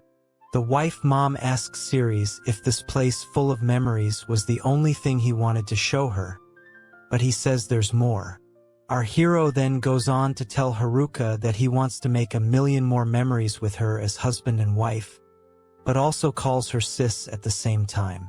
This comes across as typical Alabama behavior, but Haruka doesn't have a problem with it. She holds her new husband's hand and calls him silly for trying to act cool like a poser. With that, Ceres and Haruka embrace each other and share a passionate moment. It's getting late now, so Ceres suggests heading back, but Haruka says that she wishes to stay here a little longer. Our hero has no problem with that, so the couple sits down together and they cuddle to make all the single folks depressed. After all this romance, it's time to take a look at the miserable bunch of heroes led by Zekt. We see Mel, who is having a hard time with all the accounts, and she claims that she can't take it anymore. It's a huge pain to her, but Zekt says that she should not be complaining as she has been exempted from all the other work of the party. Mel has to write periodic reports of the party's adventures to the church in order to get an allowance from them. This involves what kind of materials they intend to buy and what their future plans are as well. It makes Mel wonder how Ceres was able to do all of this without any problems. On top of that, the church gets mad at Mel if her handwriting is bad, or even if the party has no future plans. Clearly is a lot for the spoiled brat to handle, and it shows. Now, Lita shows up and tells Zekt that she needs to do some maintenance on her sword. Due to this, she will not be able to handle the laundry, so she asks him to do it. However, Zekt gives the convenient excuse that he is a man and would prefer not to wash a woman's delicate clothing. Lita then taunts Zekt by saying he has it good. When he asks her what she means by this, Lita states that his holy sword does not need any maintenance at all. The only thing that Zekt needs to do is clean it, which is a rather easy task. As far as Lita's sword is concerned, she needs to maintain it regularly, otherwise it quickly loses its edge. As a matter of fact, the other day, she almost lost her life because she could not cut off an ogre's arm. The attention now turns to Maria, who already says she doesn't want to do anything despite no one asking her to. Zekt tries to reason with her, but she says that she will not have anyone else's work pushed onto her. This becomes a bit too much for Zekt to handle, so he finally admits that their current situation is all his fault. He realizes that the most important person in the party was not himself or the sage, but rather Ceres. Having said this, Zekt asks the girls if they believe they can get Ceres back. Mel wishes that they didn't have to rely on our hero so much, but Lita says that no one is better at maintaining swords than Ceres. Maria adds that Ceres was the only one she could trust with shopping because he would never buy anything that was not necessary. This is more than enough for Zekt to declare that they need to get Ceres back. Little does he know that Ceres has been maintaining his own sword a bit too well with his mom. Lita asks Zekt what Ceres might ask as compensation for his return, but the thought didn't even come across him till now. She reminds him that despite all the efforts our hero put into the party, Zekt shamelessly kicked him out because he wanted to have fun with the girls without any interruption. Zekt is hit with a massive wave of guilt, and he tries to console himself by saying he didn't do anything so cruel. Maria calls him out for being ignorant and reminds him that he made Mel take off the necklace that Ceres gave her as a gift, just so that he could put his own necklace on her. On top of this, Zekt made sure that our hero say this while he was getting kicked out of his own party. It's quite obvious that such an act had hurt our hero's feelings. So Maria asks Zekt how he would feel if someone did that to him. The shameless hero finally has a moment of realization and admits that he would have punched Ceres if he had done the same thing to him. Despite this, he also recalls Ceres being nice to the party even after being kicked out for no good reason.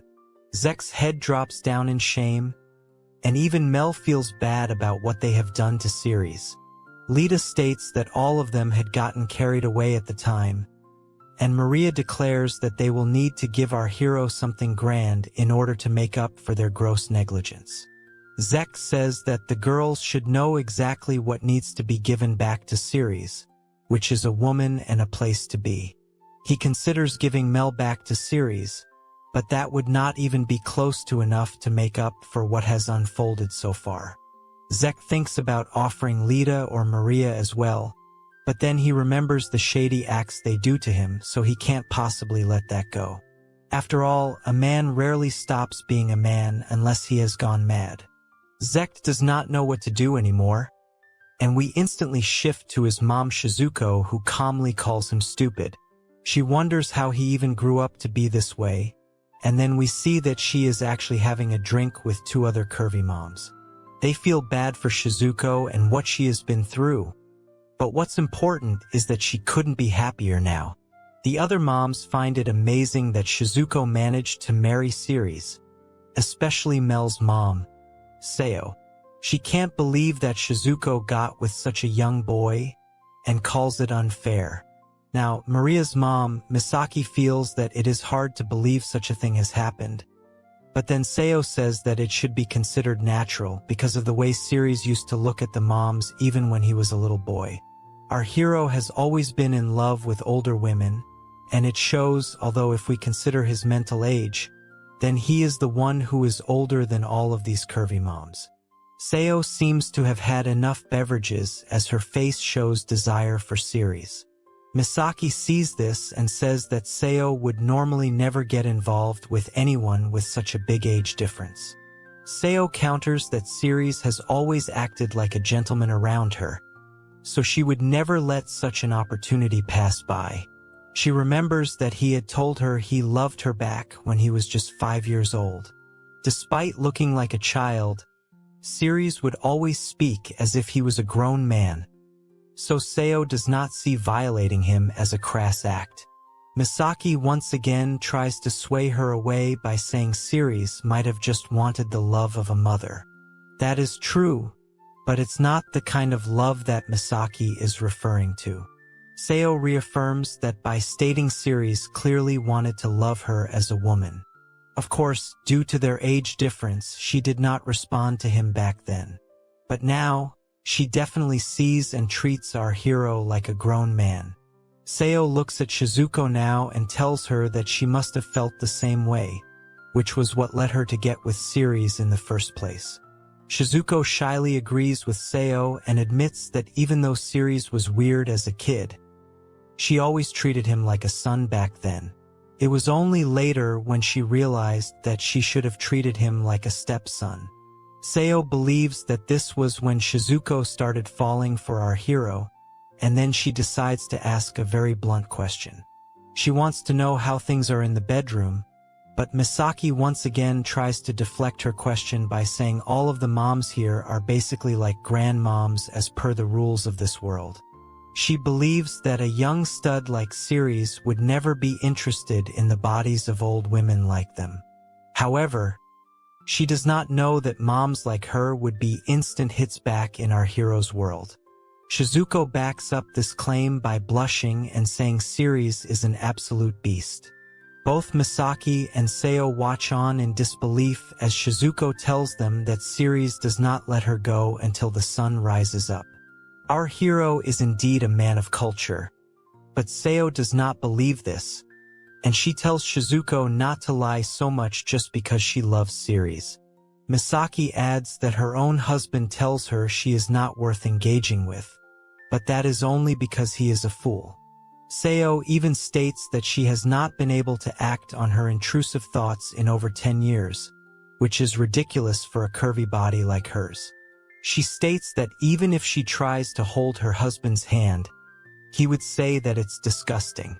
These men clearly have no standards, but Seo believes the ways of this world, so she refuses to accept that someone like Ceres would think differently. Also, if what Shizuko is saying is true, then there is no reason for her to be sharing this information with the other moms.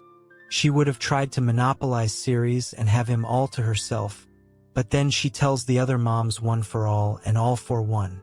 This is when we learn that the 4 curvy moms had promised to share their joys and sorrows with each other, no matter what. To prove her point, Shizuko goes on to show the other moms a mark on her neck which can only be obtained if you are getting violated by a bull in the sack. Misaki and Seo can't believe what they are seeing, but it's the truth.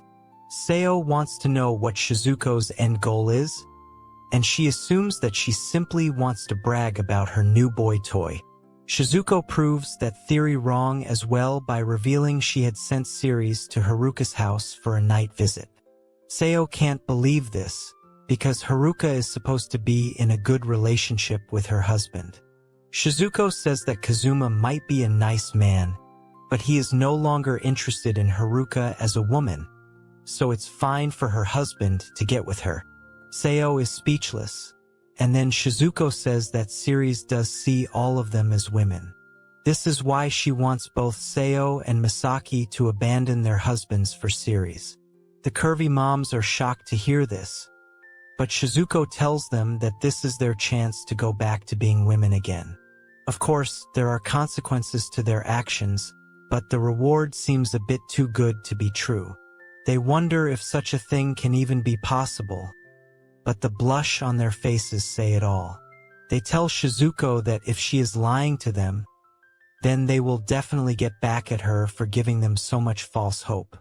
Shizuko says that she is not lying at all, and counters by stating the other moms have to join her back as adventurers if what she is saying turns out to be true.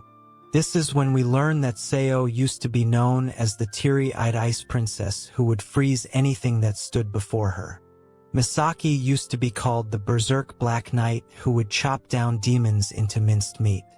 On this note, Shizuko tells the moms that it's time for them to go wild and relive their youth, but they tell her not to mention the nicknames they came up with when they were young and did not know any better. Now that all the intentions are out in the open, Seo wants to know what Ceres has to do with them returning as adventurers. Shizuko says that if the moms would like to discuss this, then the chat will become a bit more serious, and she is not sure whether she wants to do that. However, Misaki says that she will go and prepare some tea so that the moms can talk this out properly. Shizuko apologizes to her because the moms are having this conversation in her house as well. Misaki doesn't mind at all as long as it's just them over here, so she goes ahead and fetches the tea. Now that everyone is set, Shizuko finally reveals that she is really angry with her son for being a useless jerk. The moms ask if this has to do with Zekt kicking Ceres out of his party. to which Shizuko says yes. After all, our hero only ended up following that group because the moms told him it would be a good idea. Despite this, the party pushed all the household chores onto him, and even made him work to earn his own living. Despite such an unfair deal, Ceres still went ahead and did everything without any complaints. However, Isekai'd was still shameless enough to kick him out of the party for no good reason. Neither Seo nor Misaki knew about this, as can be seen in the grim look on their faces. Misaki can't believe that Maria has been giving so much trouble to Ceres, and Seo is also upset with Mel for not supporting Ceres. As a matter of fact, she has already decided to give her daughter a good scolding for her actions. Shizuko says that even she has been thinking about what she should do to punish Isekai'd, and it turns out that one such way is to have all the curvy moms marry Ceres and leave the village. If they happen to do this, then their kids will not have any place to come home to. Seo wants to confirm that Shizuko is asking her and Misaki to leave their husbands and become wives of Ceres. The wife mom states that this is indeed the best way out, and while the promise was an important reason for her to reveal the truth, she also wanted to punish Isekai'd. Misaki says that if she leaves, then her husband will simply buy a slave girl and turn her into his second wife. If that is the case, then Maria will not have a place to stay anymore, and the same applies to Mel as well. The moms still wonder if this is enough to affect their kids, but then Shizuko says that the main topic is yet to be discussed. She wonders if Ceres is actually stronger than the actual hero, since he already works harder than him. If such a thing were to be true, then it would completely ruin the reputation of Isekai'd and his harem. Misaki asks if Shizuko wants to know for sure about this by having her gal pals assist Ceres as adventurers. However, Seo is not sure if they are up to the mark for such a mission, because all of them are quite old as per the standards of this place. Shizuko simply laughs at Seo's statement and calls her timid.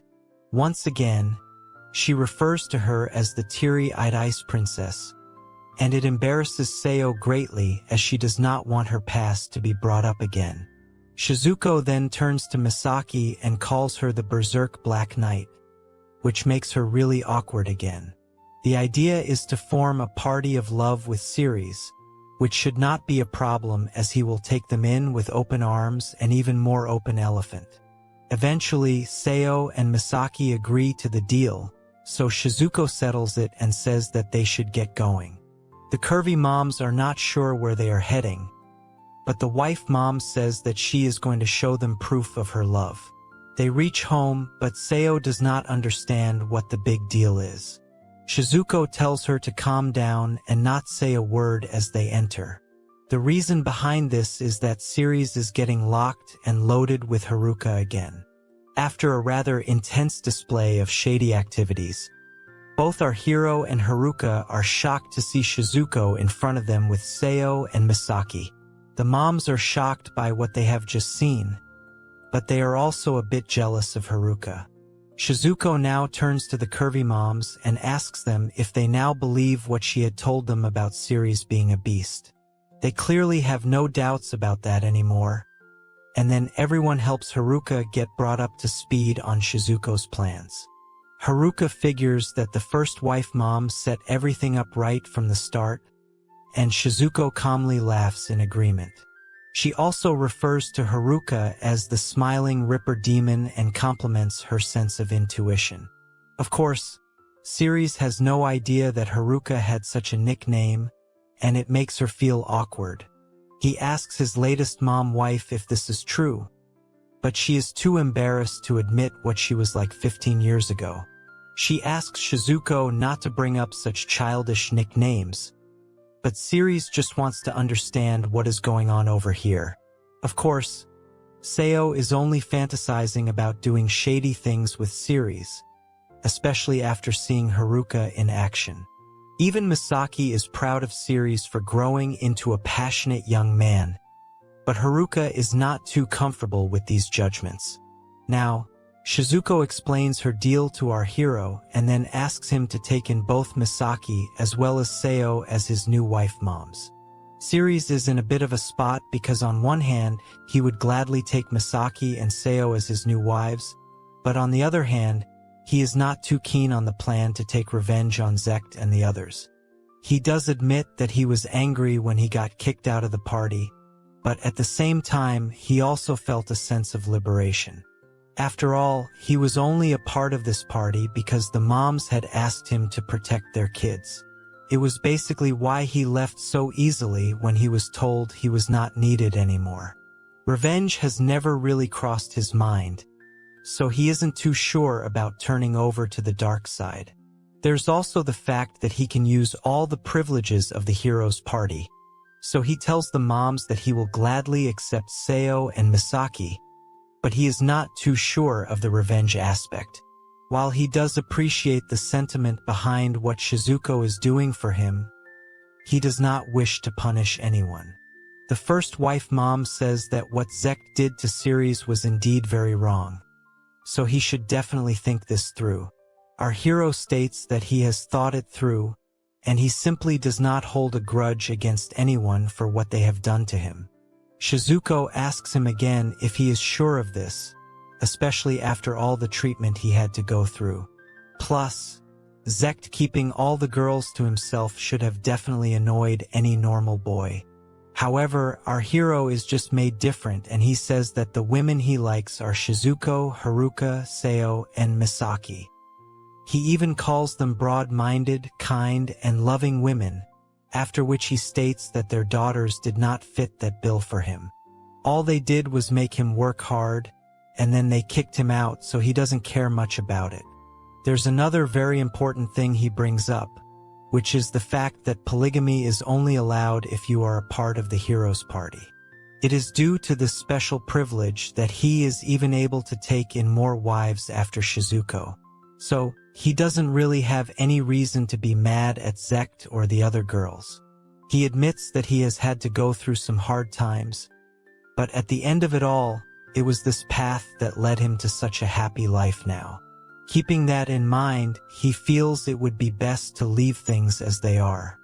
Shizuko smiles at first, but then she and all the other moms go rage mode and tell our hero that his methods of kindness will not work here. Shizuko believes that children need to be scolded, so Ceres should not let his leniency get in the way. Haruka can't forgive Lita either, and the same applies to Seo and Misaki, who are supremely disappointed in their daughters. Our hero is left with no other choice but to listen to his wife moms, so he eventually agrees to punish the brat hero party. However, he asks to at least be given the right to choose what kind of punishment they should receive.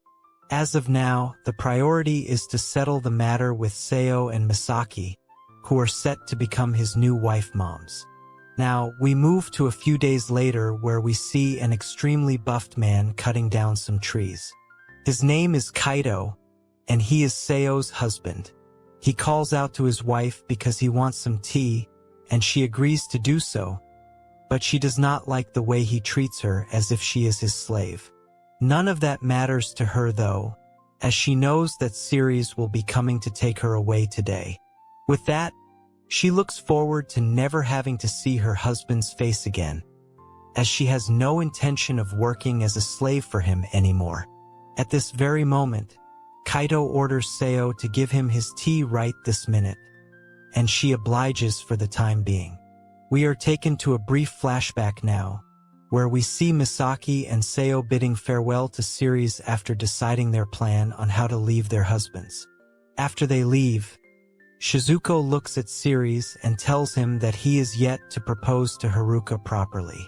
He agrees, so Shizuko smiles and holds onto his arm, stating that they are now one as a family. Haruka feels a sense of warmth upon hearing this, and she agrees with Shizuko, but this gives the first wife mom the chance to suggest taking a bath together. Haruka and Ceres are shy about it at first, but they have done much shadier things than taking a bath together, so they decide to hop into their towels. Ceres says that it won't be necessary for all of them to go in together, but Shizuko maintains that it's important for family to get along. Our hero does not have any answer to that, so he allows his wife moms to wash his back. Ceres wonders how things have turned out this way, and although he may sound a bit sad, Shizuko can sense the excitement in his voice. Anyway, she tells Haruka that it's time to clean the front, and this makes Ceres a bit nervous. Haruka tells him to stop hiding his elephant as they need to make sure they have washed him properly.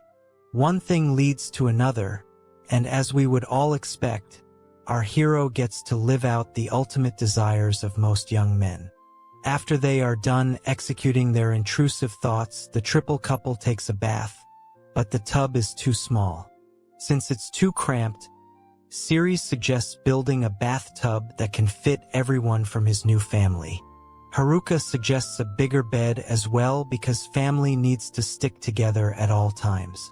This makes Ceres happy, and he agrees with his big sis, who is also a mom and his wife at the same time. Now, we move back to the present where our hero has come to Seo's house so that he can take her away from her husband. Seo opens the door with a bright smile on her face and welcomes Ceres inside. She tells him that the person he needs to meet is waiting for him inside, and this makes him a bit nervous. He goes on to sit down in front of Kaido, who is striking a pose like a boss. He comments on how Ceres has finally made it here, and we can see that a proper feast has been prepared for him. Our hero is still standing, which makes Kaido angry, so he scolds him and orders him to sit down this instant. Ceres wonders if he is actually welcome in this place, but then Kaido says it's time to start with a drink. Our hero thanks him for his hospitality, and then the men have a drink.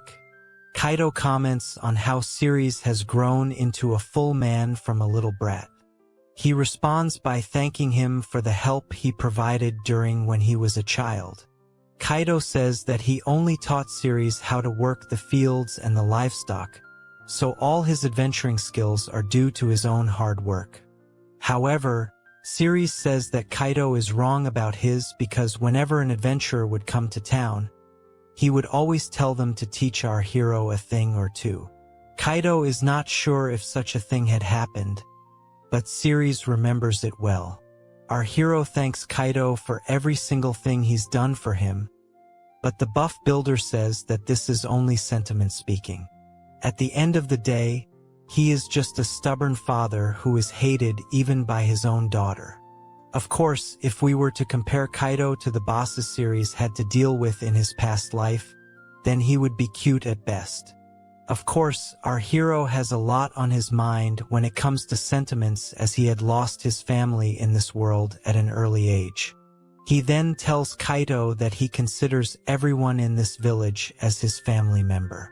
Kaido is not interested in small talk, so he tells Ceres that they should get down to business, which in this case happens to be his wife. Ceres firmly says yes, and even Seo can be seen peeking from the background. Kaido says that if it is Seo that Ceres wants, then he can have her, which is actually a very straightforward offer. Even Ceres did not expect things to go so smoothly, but then Kaido explains that his wife really does not have any fond memories of him. When they got married, Kaido's dad was still alive, and even though he was going to pass away soon, he kept nagging at Seo to have a girl who could provide a strong and healthy heir.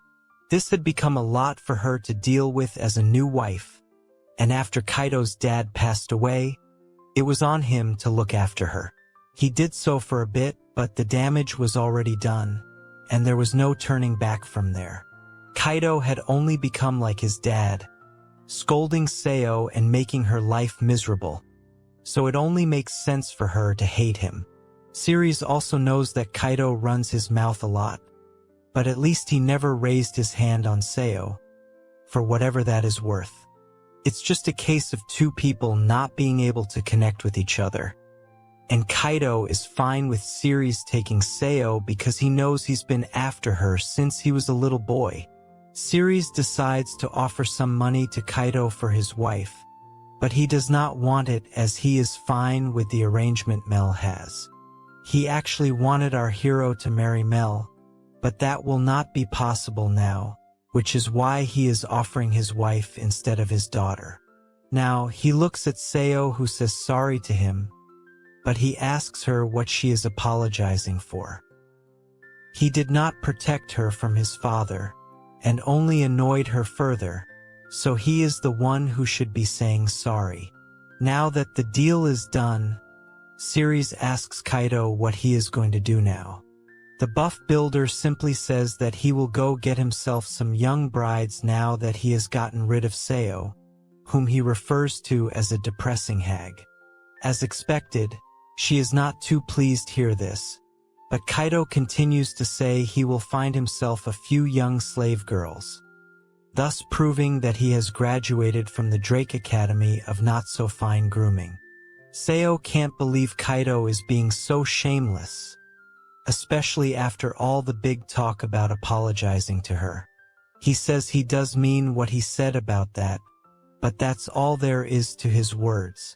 If it were up to him, then he would definitely choose a young bride over an old hag like Seo, which is not exactly the best judgment of looks. Ceres tries to calm down Seo, but she erupts in anger and says that she hates Kaido for making her life miserable. The buff builder couldn't care less, and tells Ceres to take Seo away from his sight as she is souring his mood. Seo hurls abuses at her husband, but our hero simply tells her that they should go be happy with each other now. Later, we see Seo cleaning herself up, and then Ceres asks her if she is good to go. Of course, she is feeling a bit low because she had this whole plan in mind wherein she was going to dump her husband. However, he has made it look as if he is the one who has kicked her out, so he is indeed an alpha male unlike Haruka's husband who liked to watch. It's frustrating for her, but our hero reminds her that she has a happy life ahead now, and that is all that should matter. She agrees and apologizes for making Ceres wait, but then her attention shifts to her broom. Ceres wants to know what it's doing in Seo's room, so she explains that she used to practice magic with it back when she was little. Seeing the broom brings back some memories, and it also gives Seo an idea. She asks Ceres if he would like to go for a ride, and this shocks him because he had no idea his latest wife mom could fly. This should have been common sense, considering that she is actually a wizard with a magic broomstick. With that, Seo takes off with Ceres on the broom, just like an R-rated version of Harry Potter. Our hero is amazed because even Mel is not able to fly. Seo explains that her daughter is a sage, so her spells are very potent, but the problem is that she does not know how to control her power. Ceres tells us that he does have the power of air walking, which allows him to walk in the air, but even that can't get him up to the kind of altitude he is at right now. It makes sense now that Seo used to be an S-rank adventurer, because her experience is truly out of this world. Now, Ceres asks Seo if she has settled down from the earlier situation with Kaido, but it is not easy for her to just forget about it. The thing is that Seo raised a kid with her husband and lived half her life with him, so she had expected to breathe her last with him as well. Since she is old right now as per this world's standards, she felt that she had run out of options, due to which she resigned herself to this fate.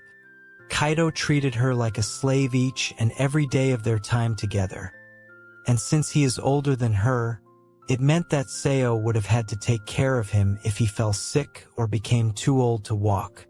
Luckily for her, when Shizuko said that she could live a happy life with Ceres, Seo felt that she could get her freedom back again.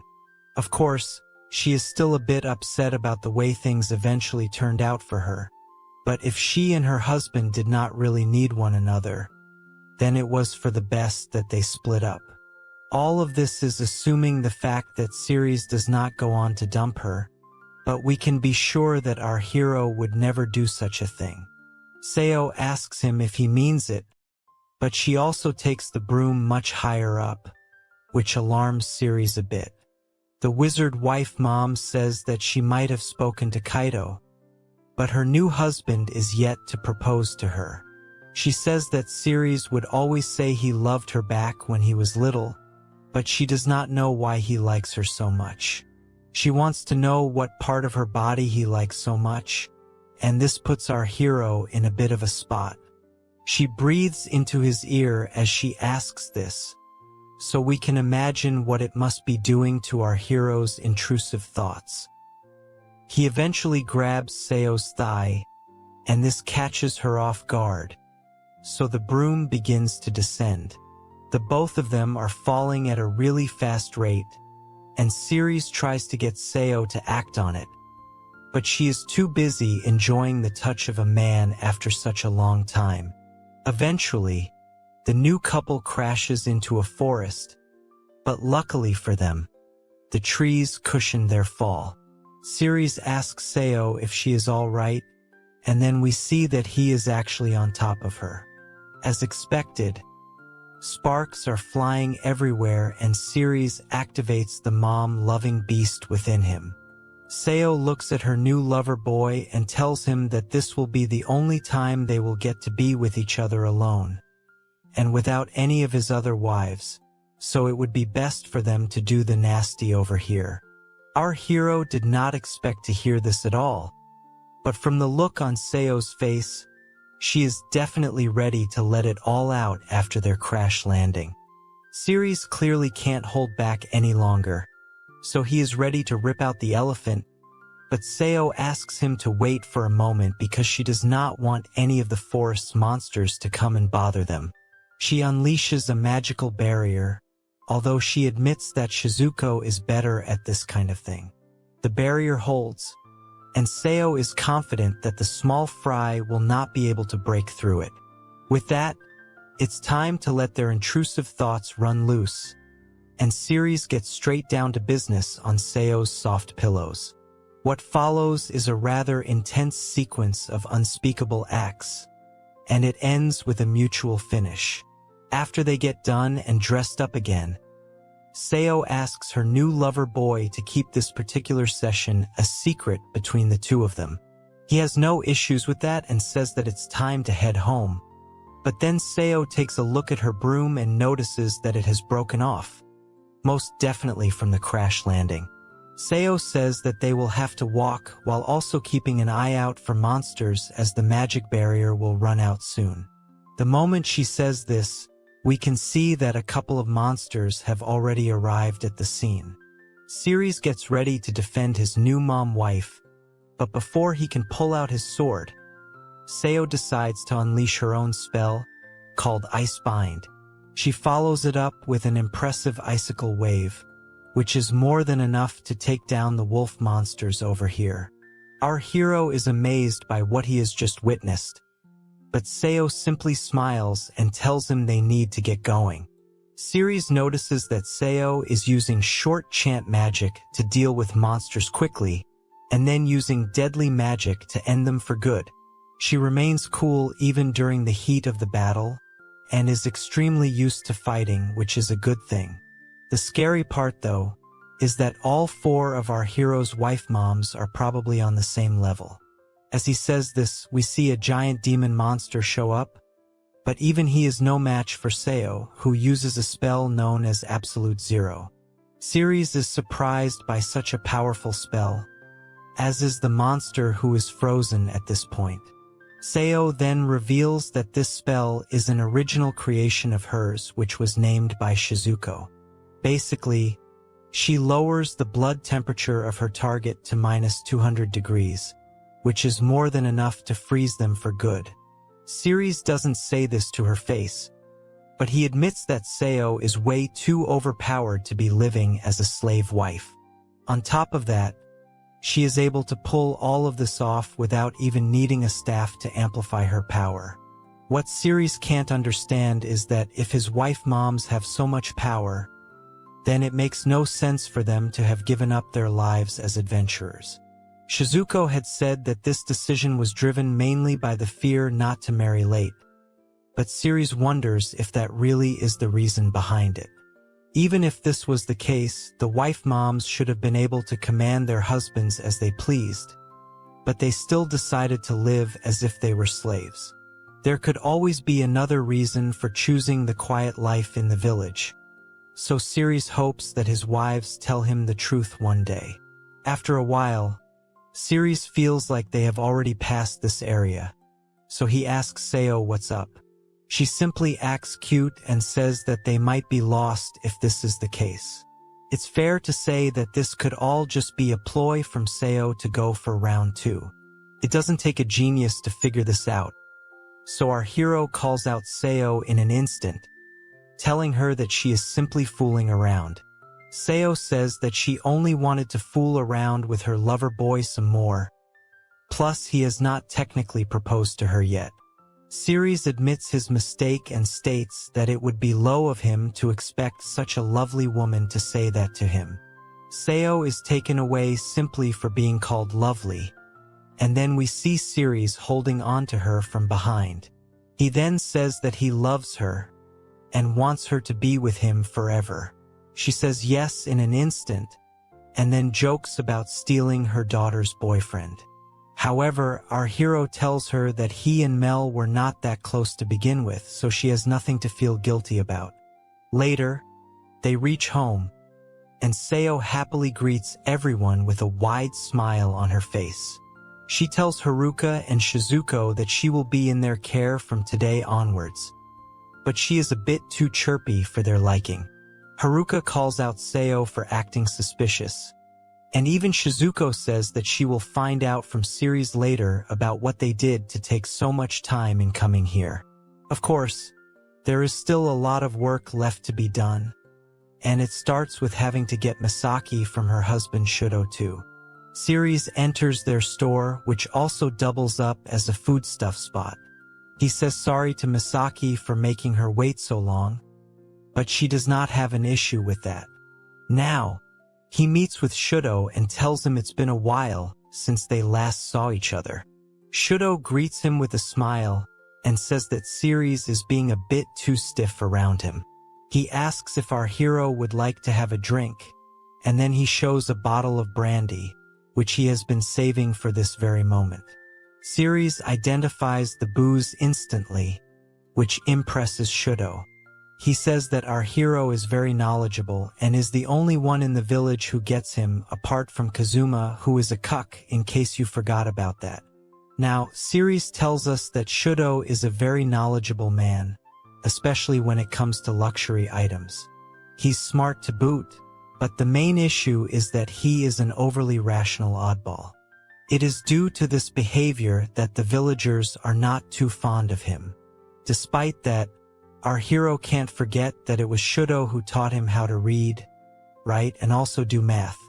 Of course, this should have been easy for a man who was reincarnated into another world, but Ceres reveals that he needed to brush up on his skills, as he had forgotten a lot during his reincarnation process. Keeping in mind all of this, Ceres thanks Shudo for all that he's done for him. However, Shudo says that the shocker came to him when he saw how good Ceres was at reading and writing when he was just 5 years old. Shudo also points out that Ceres could watch over his store while he would read, so it was like a reciprocal relationship. Our hero feels that Shudo was born in the wrong place, as he is more suited to be some kind of scholar in the royal family. Either way, Shudo proposes a toast because the brandy is way too tasty to ignore. Ceres also takes a sip, and then Shudo says that it's always a pleasure for him to speak with people like him and Kazuma. However, it is not the same when it comes to anyone else. Ceres wants to understand this further, so Shudo states that he is not meant to be a father or a husband. Of course, he had to keep up appearances when Maria was a baby, but he states that she was a massive pain in his backside. He then says that there's no point in beating around the bush, so he asks Ceres if he has come here for Misaki. He says yes, so Shudo tells him that he can take her right now if he wants. Our hero asks him if he is sure about this, but then he reminds him that he just said he is not fit to be a husband. He simply does not love Misaki anymore, although that was not always the case. When Misaki had given birth to Maria, Shudo's love for her had peaked, but ever since then, his flame for her had quickly burnt out. Even now, they barely talk to each other at home, which is never a good sign for couples. So, if Ceres wants to take her away, then he has no problem with it at all. Plus, Shudo also knows that our hero has liked Misaki for a while, which means that pretty much all the husbands knew our hero's shady intentions even when he was a little boy. Ceres has to act innocent, so he shows surprise when he hears this, but Shudo says it was quite obvious to sense the mom lover inside him. He then calls back to an early memory of Misaki giving Ceres a bath, which proves his point. Now, Shudo says that our hero did lose his mother at a very young age, so it would not be strange for him to want women with motherly features. He even states that there are multiple such cases out there, and refers to them as oddballs who enjoy the company of moms and grandmas. Having said that, Shudo has complete faith in Ceres when it comes to taking care of his wife. He then asks Misaki if she is fine with it, but the look on her face suggests that she is angry at her husband for comparing her to a grandma. Ceres does acknowledge that Shudo is a smart guy, and he is sure that he would have already sorted out his future. He goes on to ask what he will do moving forward, and Shudo seems to be very happy that he was asked this question. His answer, though, isn't exactly what you would expect from a genius, as he says that he will buy himself a young slave girl. With all the husbands stating the same thing so far, it's fair to say that the men of this world are not like us. Shudo reasons that Misaki is no fun at all, while Maria only has flowers in her head.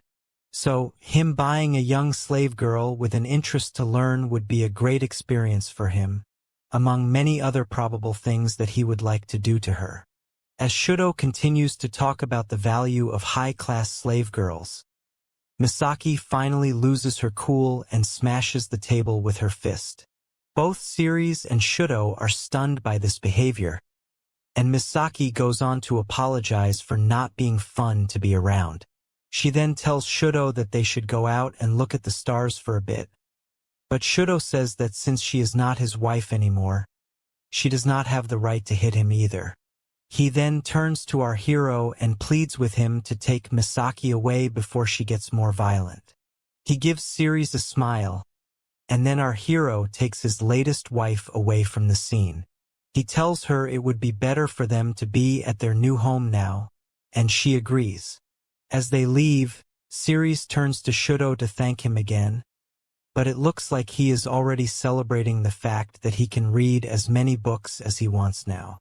His joyous behavior leads our hero to wonder if Shudo had actually done this for his sake, or whether it was another one of those reciprocal relationships. Anyway, now Ceres has finally completed his mission of getting 4 wife moms, and he tells Misaki that they will need to register as a family with the other moms, so that they can live a comfy life together.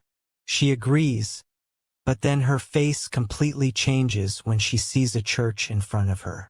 Ceres asks her if she needs something from the church, so she says that her husband did not like weddings or anything like that, so she never really had the chance to wear a dress. It was also due to her own embarrassment, so they just filled the paperwork and got the marriage registered. The mere imagination of seeing Misaki in a dress is more than enough to get our hero's intrusive thoughts running wild. He says that he has to see the curvy mom in a dress now, and it makes her all the more excited.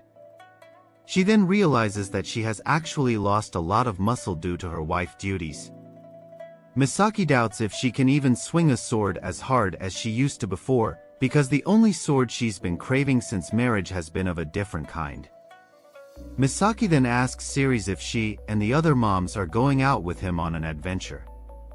He says yes, but reminds Misaki that he will be the one doing most of the fighting, so she does not need to worry about it. However, Misaki says that she used to be a night girl, so she must always stand on the front lines. If she is not able to do such a thing, then she will only become a hindrance for Ceres. She then tells our hero that she will put herself through some training in order to become a better fighter. This is not what Ceres wants, but it is what he'll have to accept as the curvy mom goes to an open space to catch up with the other mommies.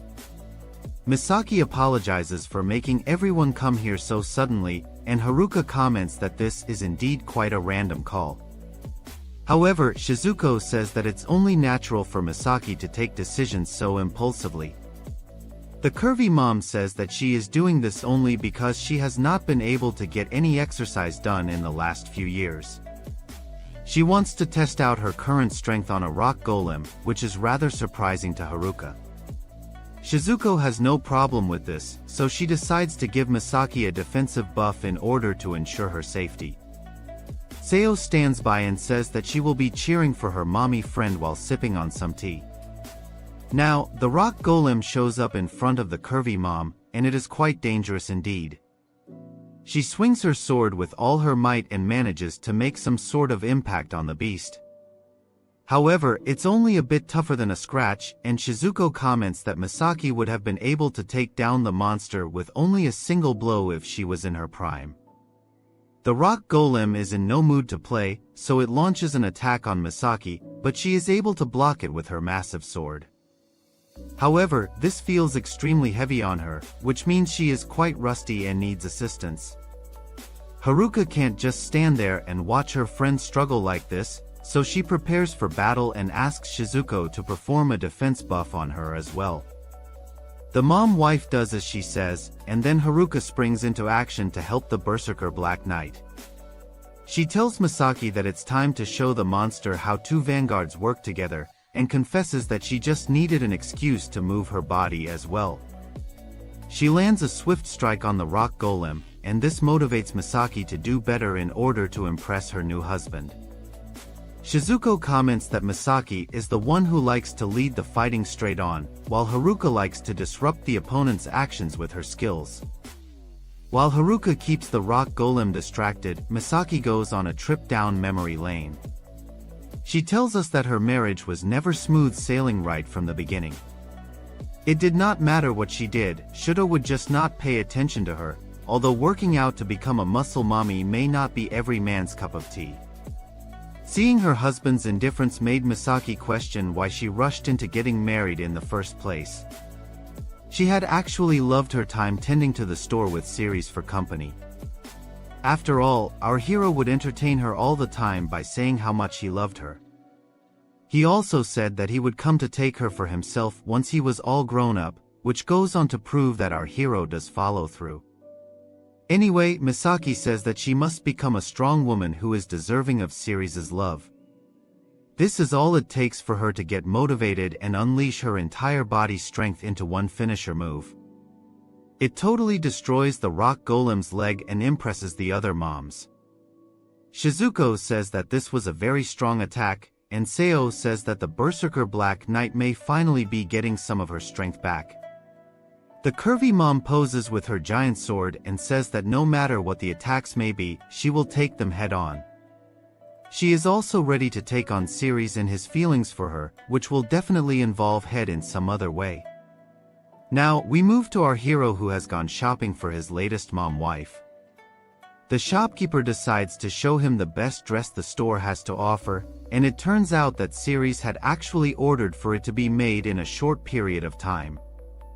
He thanks the shopkeeper for doing such a great job and tips him extra for his efforts. Of course, no one is going to say no to such a generous tip, so the shopkeeper thanks Ceres for his patronage. It's quite late now, which means that Ceres will not be able to ride a horse back home. However, he does have enough stamina to return via his own strength. With that, he uses his air walk move and glides through the sky while thinking about Misaki. He says that the curvy mom is very kind and motherly, which reminds him a lot about Shizuko.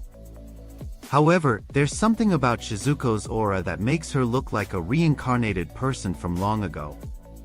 Then we learn that the wife mom actually had a Japanese ancestor, which explains her Japanese name as well. Misaki does not have any kind of Japanese ancestry, and still, she has a classy appearance that gives off the vibes of purity and beauty. As a matter of fact, Ceres feels that she is a Yamato-nade Shiko, who has such an open mind that she will accept anything with merit. Our hero believes that Misaki is not a healer, so she won't really get rid of any injuries, but she does look like the kind of mommy who would give you a nice hug in those soft pillows after a hard day's work. Now that he can take in such a cute and curvy babe as his wife, Ceres is ready to do whatever it takes in order for her to be true to herself. On that note, our hero tells Misaki to wait for him because he is going to be the husband she never had. Now, we move back to Misaki, who is busy training with her sword.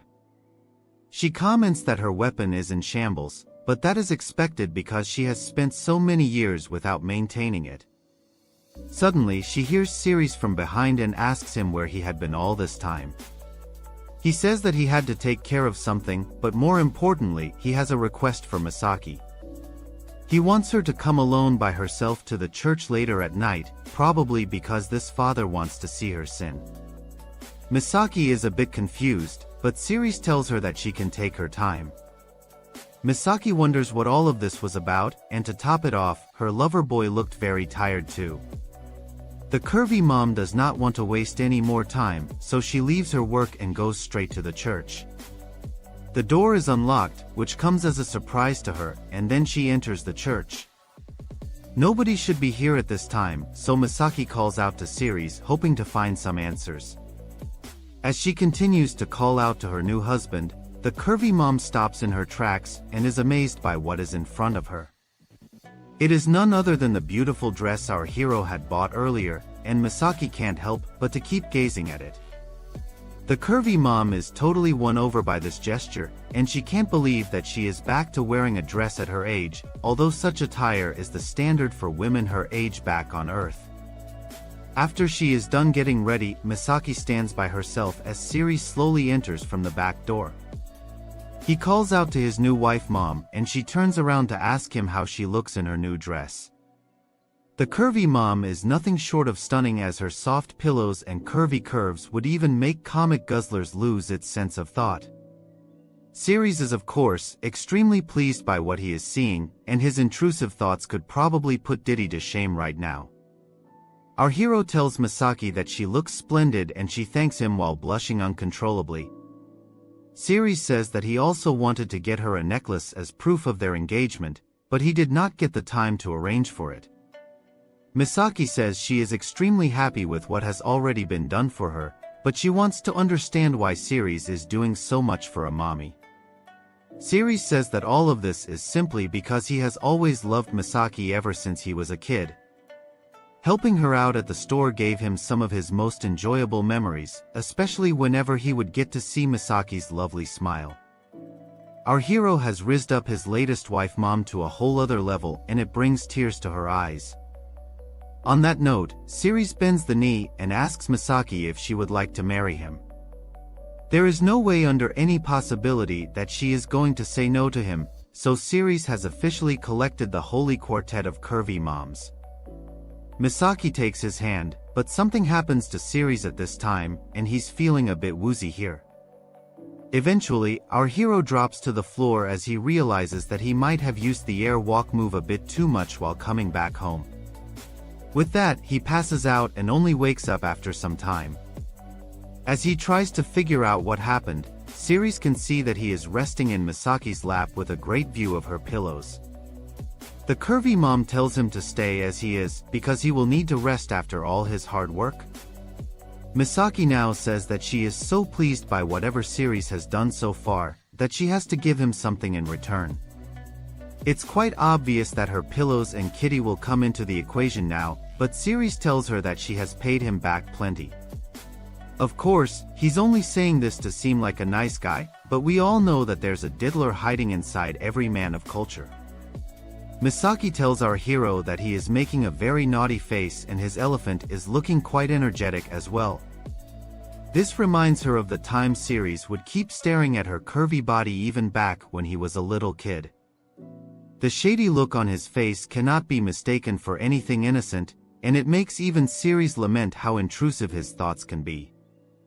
Our hero does not know how to react now, but Misaki is aware of his needs, so she asks him if he would like to. Only a fool would say no to this, and Series definitely looks like he is awakening his inner beast.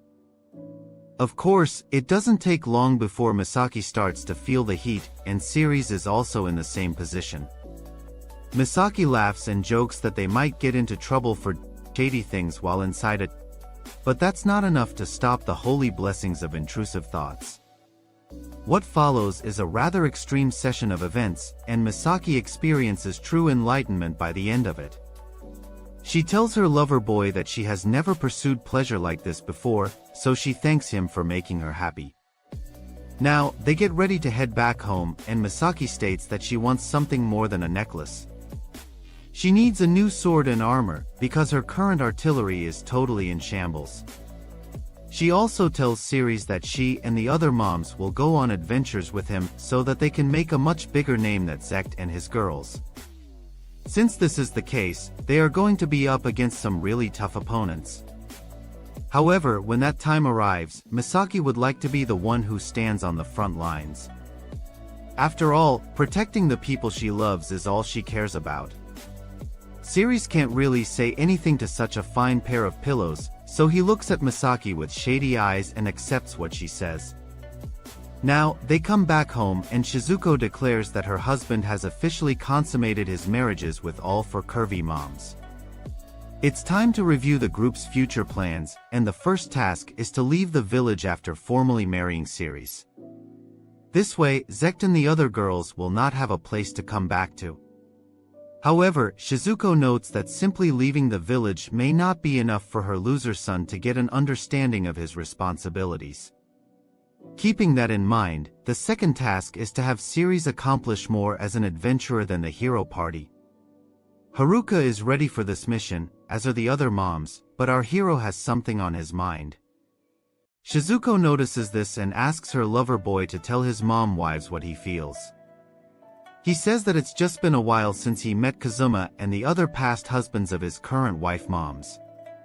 Series is thinking about how nice they were to him, but this only makes the curvy moms flip over to the dark side.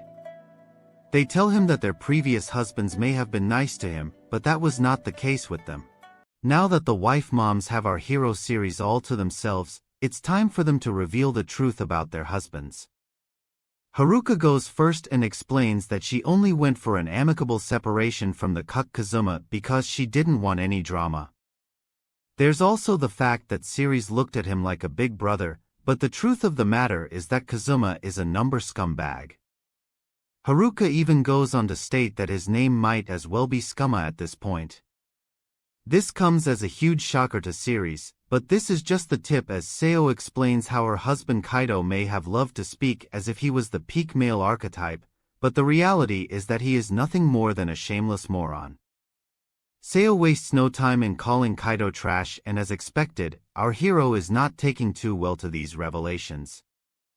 Misaki also tells him that her husband Shudo is nothing more than a piece of junk who simply neglected his own child. We already know about Shizuko's story, so Series is left wondering if all of it was just a big lie. To him, the husbands felt as if they were just acting like the bad guys to make the separation easier, but that does not seem to be the case. Now, Shizuko pulls out a pouch of coins and tells our hero that she has taken back the money he had given Kazuma. Of course, Series is upset by this and he tells Shizuko that he had given Kazuma this money so that he could live out his dreams, which would probably involve watching his woman with another man. However, Haruka has had enough of this, so she slaps Series and calls him a fool. Typical wife behavior has already started, but Series wants to know why Haruka did this to him. She explains that he might be a kind and wonderful person, but there is no need to be giving Kazuma any money. Seo and Misaki also join in by saying those men don't deserve even a shred of gratitude. Series is no sure how to react, but then Shizuko decides to talk some sense into him. She says that even if they assume the husbands to be good people, they did not pay Series, which is a suspicious act.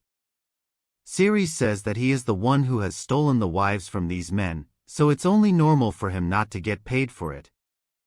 However, the wife moms tell him to think it through. When our hero and the other members of his party got jobs, all of the parents got paid handsomely in gold. This money was supposed to be used for the families, but the husbands ended up keeping it all to themselves. Haruka had suggested keeping the money in a family budget or splitting it in half, but even then, Kazuma did not listen to her, and it's pretty much the same with the other men too. Shizuko tells Series that she does not mean to deny his memories with the husbands, but he only experienced the nice side of their nature. After all, the husbands saw our hero with respect even as a child, which was why they helped him out so much. But when he came to take their wives, they did not even bother to share the rewards they had received earlier to support Series. Our hero has a hard time coping with the truth because he does realize that what the husbands did was not right. However, he cannot deny the fact that these men still raised him, no matter what their reasons may have been. Now, Series gets a bit cheesy and tells his wife moms there's nothing more he wants from the world other than to be with the four of them. Becoming a noble who lives in a fancy mansion with young wives may be Zek's way of becoming Hugh Hefner, but Series is a man of culture, so he does not see that way of life to be appealing when he has his own mommy army in front of him. Living his life with these curvy mommies is far better than anything else he could have ever asked for. Series tells the moms that when he had met them he was just a kid. No matter how much he loved them, he had to hold back on his passion because of their husbands. Despite this, he could still not look at any other younger girls the same way, probably because Drake was already doing that. This is why his only option was to have the husbands willingly hand over their wives to him. Everyone becomes emotional over this speech, especially when Series says that for him to get even one of these curvy mommies was a dream come true. Yet now, he has all four of them standing in front of him, just like a miracle come true. Our hero says that even 10,000 gold coins would fall pale in comparison to the idea of him being able to live the rest of his life with his wife moms. After all, with pillows and kitties like theirs, these mommies have given Series all the treasures of the world he could have ever asked for. Shizuko wipes away her tears and agrees with Series regarding their happiness being the most important thing right now. She holds our hero's arm and says that her husband and Zek don't matter to her now at all. However, she quickly turns over to the dark side and says that she really wanted to punish the men for what they had done. Now, the other mommies reveal that their ex-husbands will soon be buying slaves for themselves with the money they refused to share with Series. Misaki adds that their kids will have no place in the little nest their husbands are going to make with these slave girls. Shizuko takes great pride in the fact that at least the kids will realize how much better Series is than them. This act of revenge is good enough for the mommies who at this point look scarier than the devil himself. Series laments that all his attempts to pacify his wife moms have fallen flat on his face. On top of that, it looks like Shizuko is simply getting angrier by the second, wanting to get revenge not just on her own husband, but the other husbands as well. Seo asks Shizuko about her own ex-husband Zector, who at this point should have already lost his life in the mines. She smiles like a cute mommy but says that she actually wanted to do it with her own hands, which obviously makes Series feel like he's married a bunch of psychos. Our hero can't deal with such violent discussions, so he heads over to the neighboring town so that he can sort out his thoughts alone. He tells us that the does not really hold a grudge against Zect or any of the ex-husband, but the problem is that if he decides against revenge, then his wife mommies will get upset. Our hero needs to think of something to keep his dear wives happy, but he still does not know the answer to that question. Now, he finds himself near a slave market where a happy customer is walking out with his new slave girl. Series figures that the ex-husbands will also be buying young slaves like this, and they will make sure to match them to their personal tastes. That's when Series realizes that he can still convince Shizuko and the other mommies to take the peaceful way out before their ex-husbands buy new slaves. However, for this to happen without any ill feelings, Series will need to visit someone important. It's none other than Count Gamer Yuta, who is the feudal lord of our hero's hometown, Jimna. Count Gamer greets Ceres after a long time and says that he has heard our hero has become a dragon slayer now. Ceres does not want to beat around the bush for too long, so he decides to show the Count what he has come here for. He offers water dragon scales, which are known to be rare items, costing as much as 100 gold coins for one. Count Gamer makes his offer, but Ceres says he doesn't want any money for these scales. He reveals that these scales were at the base of the neck of the first ever dragon he had slain. Since he had a debt of gratitude to the Count, he decided to offer him the scales. However, Gamer says that he cannot accept such valuable items for free in good conscience. He also doesn't remember doing anything too outlandish for our hero. Ceres reminds him that it was because of his good ruling that he could be loved by the people of his village despite being an orphan. The Count becomes emotional, but then he tells Ceres to spit out what he's really come here for. Our hero tells the Count about Zector, who had gotten sentenced to the mines for tax evasion.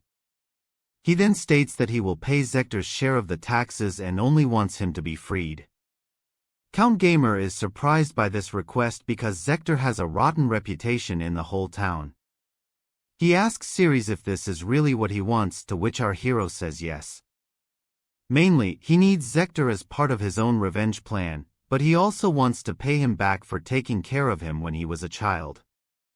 The Count is not sure if this is even a hard bargain, so he allows Zector to be forgiven in exchange for the dragon scales. Our hero is glad that Zector will not lose his life in the mines, although he could probably be in store for a fate lot worser than death with Shizuko. Now, Zector is brought before our hero and he looks quite miserable. He apologizes to our hero for all his sins, but Ceres simply tells him it's time to return to the village. On their way, he asks Zector why he had to go and sell Shizuko the way he did. After all, if Zector really wanted to sell Shizuko, our hero would have been the first one in line to buy her. Zector remembers making a promise similar to this back when Ceres was a kid, but he says once again that he had succumbed to temptation and done horrible things. Ceres reveals that by matter of fate, he was able to find Shizuko and make her his wife. Zector does not know what to say to this, but then Ceres asks him if he regrets his actions, to which he instantly says yes. Our hero tells the shamed ex-husband that if he really regrets what he has done, then he should go and apologize to Shizuko. He does not ideally want these two to meet, but it's important for Zector to be able to live in this village if Ceres wants his revenge plan to come true.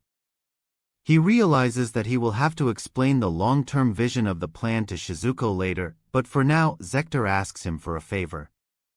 He wants Ceres to stay by his side when he meets Shizuko, but our hero instantly refuses because he too is scared of his wife Mommy. He then pushes Zector forward to become a temporary punching bag for Shizuko. She greets our hero with a blushing smile, and she can notice someone else with him, so she asks who it is. Of course, once she realizes that it is Zector, Shizuko awakens the demon lurking inside her. She looks so scary that even Sukuna would want to avoid getting in her way at this moment. Now, the wife mom puts on the look of a demon and asks her ex-husband if he is ready to meet the consequences of his actions. Has clearly awakened a monster that would make the devil himself tremble in fear. She looks at Zector straight in the eyes and oozes evil intentions as she tells him he has a lot of guts to even show his face around here. After all, he spent all his money on alcohol and gambling, only to sell his own wife to a slave trader to try to make some more cash. Ceres wants no part in this, so he walks away from the scene, and Shizuko taunts Zector, asking him if he will be able to survive till the time our hero returns. Meanwhile, Haruko, Seo, and Misaki wonder what has happened to Shizuko, after which they learn that it's to do with Zector returning. Naturally, this makes them upset, and they ask why a trash boy like Zector is here. Seeing the wrath of these women scorned makes Ceres feel lucky that he is the one they want to unleash a different kind of fury on. He tells his wife moms that he has brought Zector here as a tool to be used to get revenge on the other husbands as well. Of course, before that can happen, He has brought him here so that Shizuko can take care of him first. Our hero then tells the mommies that they can do whatever they want to Zector, but maintains that they cannot take his life. This makes the mommies very happy, but the same cannot be said for Zector. Anyway, Shizuko and her mommy gang decide to torture him for as long as they can, and not in the 50 Shades of Grey kind of way. The viewers of Comic Guzzlers are not people of violence, so we get shifted to a calm scene where such shocking acts are not in view.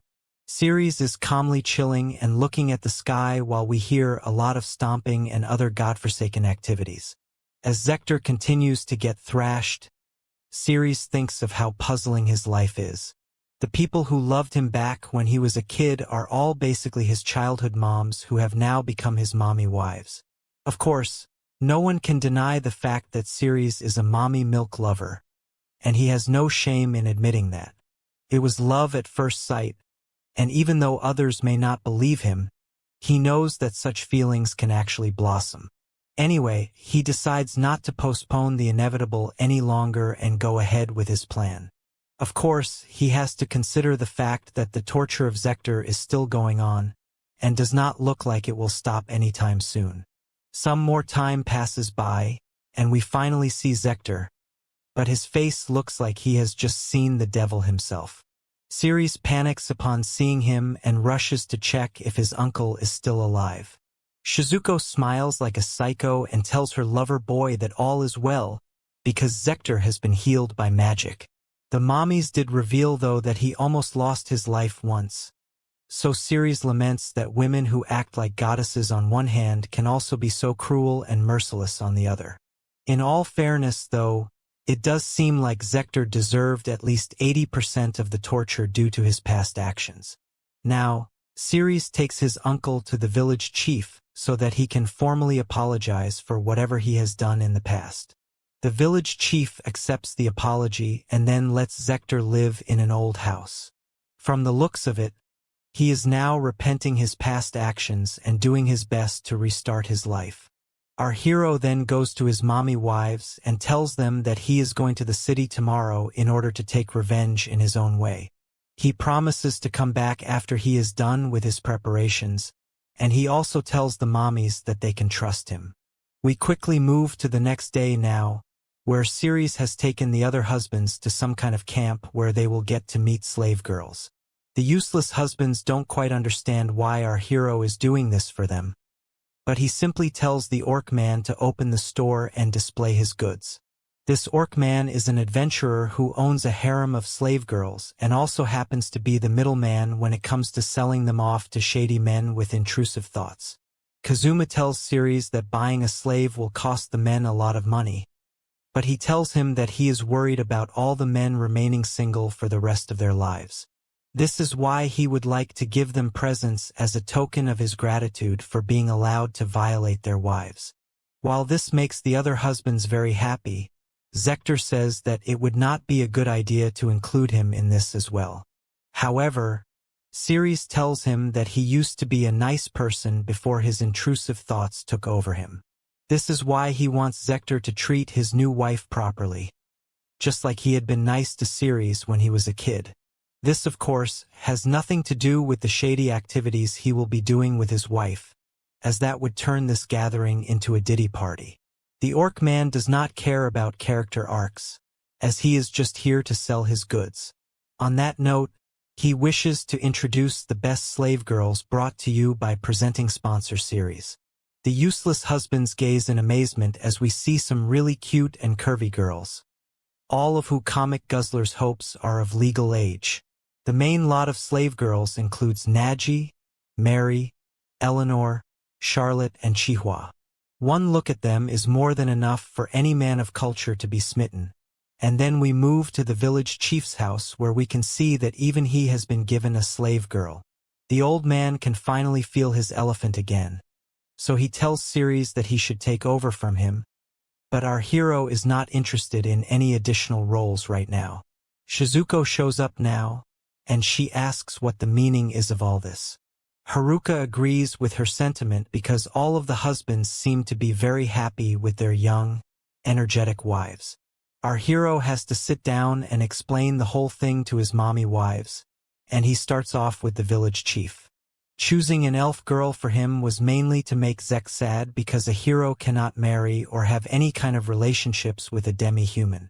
Plus, heroes can't really own slaves, so even if Zekt wanted to do so, he couldn't. By making the village chief have such a babe, Zekt would only get upset and jealous over the whole thing. Shizuko may understand this part, but she still does not get why Zector has been given such a cute cat girl. The story for this is a bit funny, so Ceres tells Shizuko to buckle up for the truth. Basically, Zector's new wife comes from the most jealous race of demi-humans. Due to this, it can be said for sure that cheating will not be an option for the cheating husband. Shizuko gets it because from now on, if Zector is caught lacking, then he will be given tons of punches and kicks from his new wife. If things get really bad, then he might even end up losing a few crucial inches, which would be the worst possible punishment for any man spread across the infinite multiverse. In order to understand why the cat girl is like this, we see her talking to Ceres and telling him that she simply wishes to be in an environment where she is loved the most. It might be odd to become a Talon, but she can't help her instincts, which is why she has found herself in the slave trade. Now, our hero states that the reason he has chosen someone as crazy as the cat girl is because he wishes to get revenge for Zector selling Shizuko away. With him never being able to cheat again, it seems like a fair enough atonement for someone who just can't help his intrusive thoughts. Even though Ceres feels bad for his childhood friends, who are quite beautiful as well, he has to make sure they are brought into line. Now, Ceres asks the mommies to imagine a scenario wherein Zekt finds out his father has married a cat girl who is the same age as the girls he himself is getting with. This would be rather disgusting from multiple angles, and God forbid if Zekt ever walks in on Zector getting all of that kitty cat. It will be a bit difficult for Zector to remain faithful, but Ceres still has faith in him to do better as a human being. Now that Shizuko's situation has been addressed, Haruka comes to Ceres next and tells him what he intends to do with the couple Kazuma has created. Ceres says that he has chosen a maid who used to work in a noble family as Kazuma's new wife because she would not be his ideal person. This is due to the fact that Kazuma is the type to enjoy girls who behave like younger sisters, which is a bit creepy to be honest. Kazuma prefers girls who can take on multiple tasks, such as cooking, cleaning, and accounting. Eventually, he will get very annoyed by the maid girl, and will have no other choice but to start taking on more work for himself.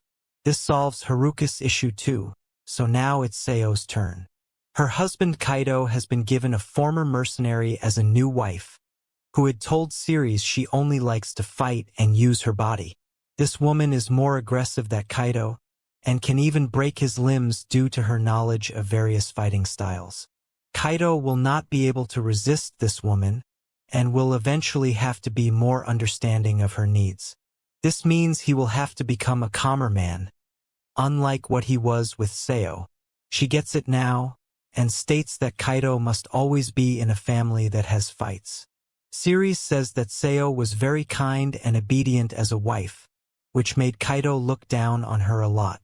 However, with a skilled fighter in his house, there will be a lot of talking that will be done with fists and not in a shady way.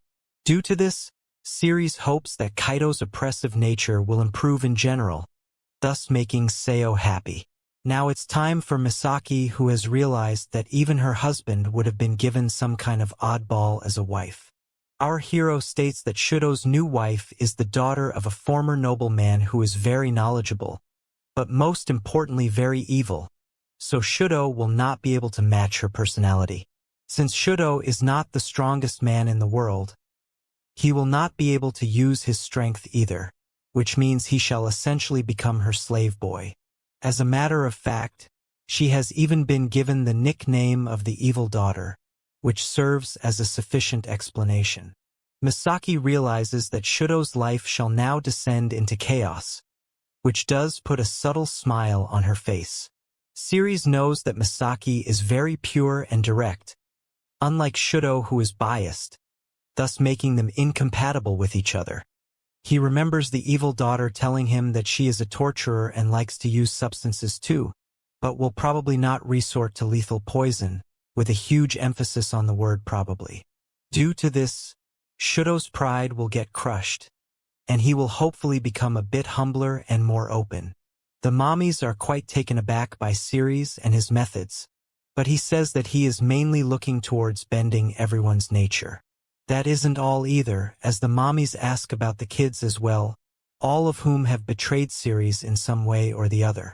However, at this very moment, the mommies realize something very important and striking about the girls who have been chosen as the wives of their past husbands. They look awfully familiar because these girls are the same age and have similar faces to the daughters of the husbands. This means that if the girls do come back home, they will most likely find their fathers getting their freak on with girls who look just like them. This is quite disturbing when you look at the psychology of it, but that just goes on to show how twisted our hero actually is in the head. Moreover, the daughters won't be able to come home with pride if their real moms are not there anymore. And even though the husbands may not know it yet, they will soon realize what kind of trap they have fallen into. This is definitely enough of a punishment for them and their daughters, plus Zector has already been beaten down enough to have been given a lesson in becoming top husband material. Ceres tells his mommies that they will leave the village together now, so that the daughters and son will not have anyone to go to. This means Ceres and his mommy harem can peacefully live with each other at the capital. It's definitely an idea that works, and our hero has just shown his curvy mommies that his wit alone is enough to deserve an endless supply of milk. Shizuko is totally on board with spending life together at the capital, but Haruka says they will first need to find a room that can accommodate 5 people. Seo wants to get a suite, but Misaki says that will be quite expensive for them. Ceres says it's fine because he will make money from hunting to support his mommies. He just hopes at the end of the day, all the shameless husbands will be forgiven for their sins. Haruka tells our hero not to act so cool all by himself as even she will help him out. That's when Seo whispers into her ears that she definitely knows of one way that can help out a man of culture like Ceres.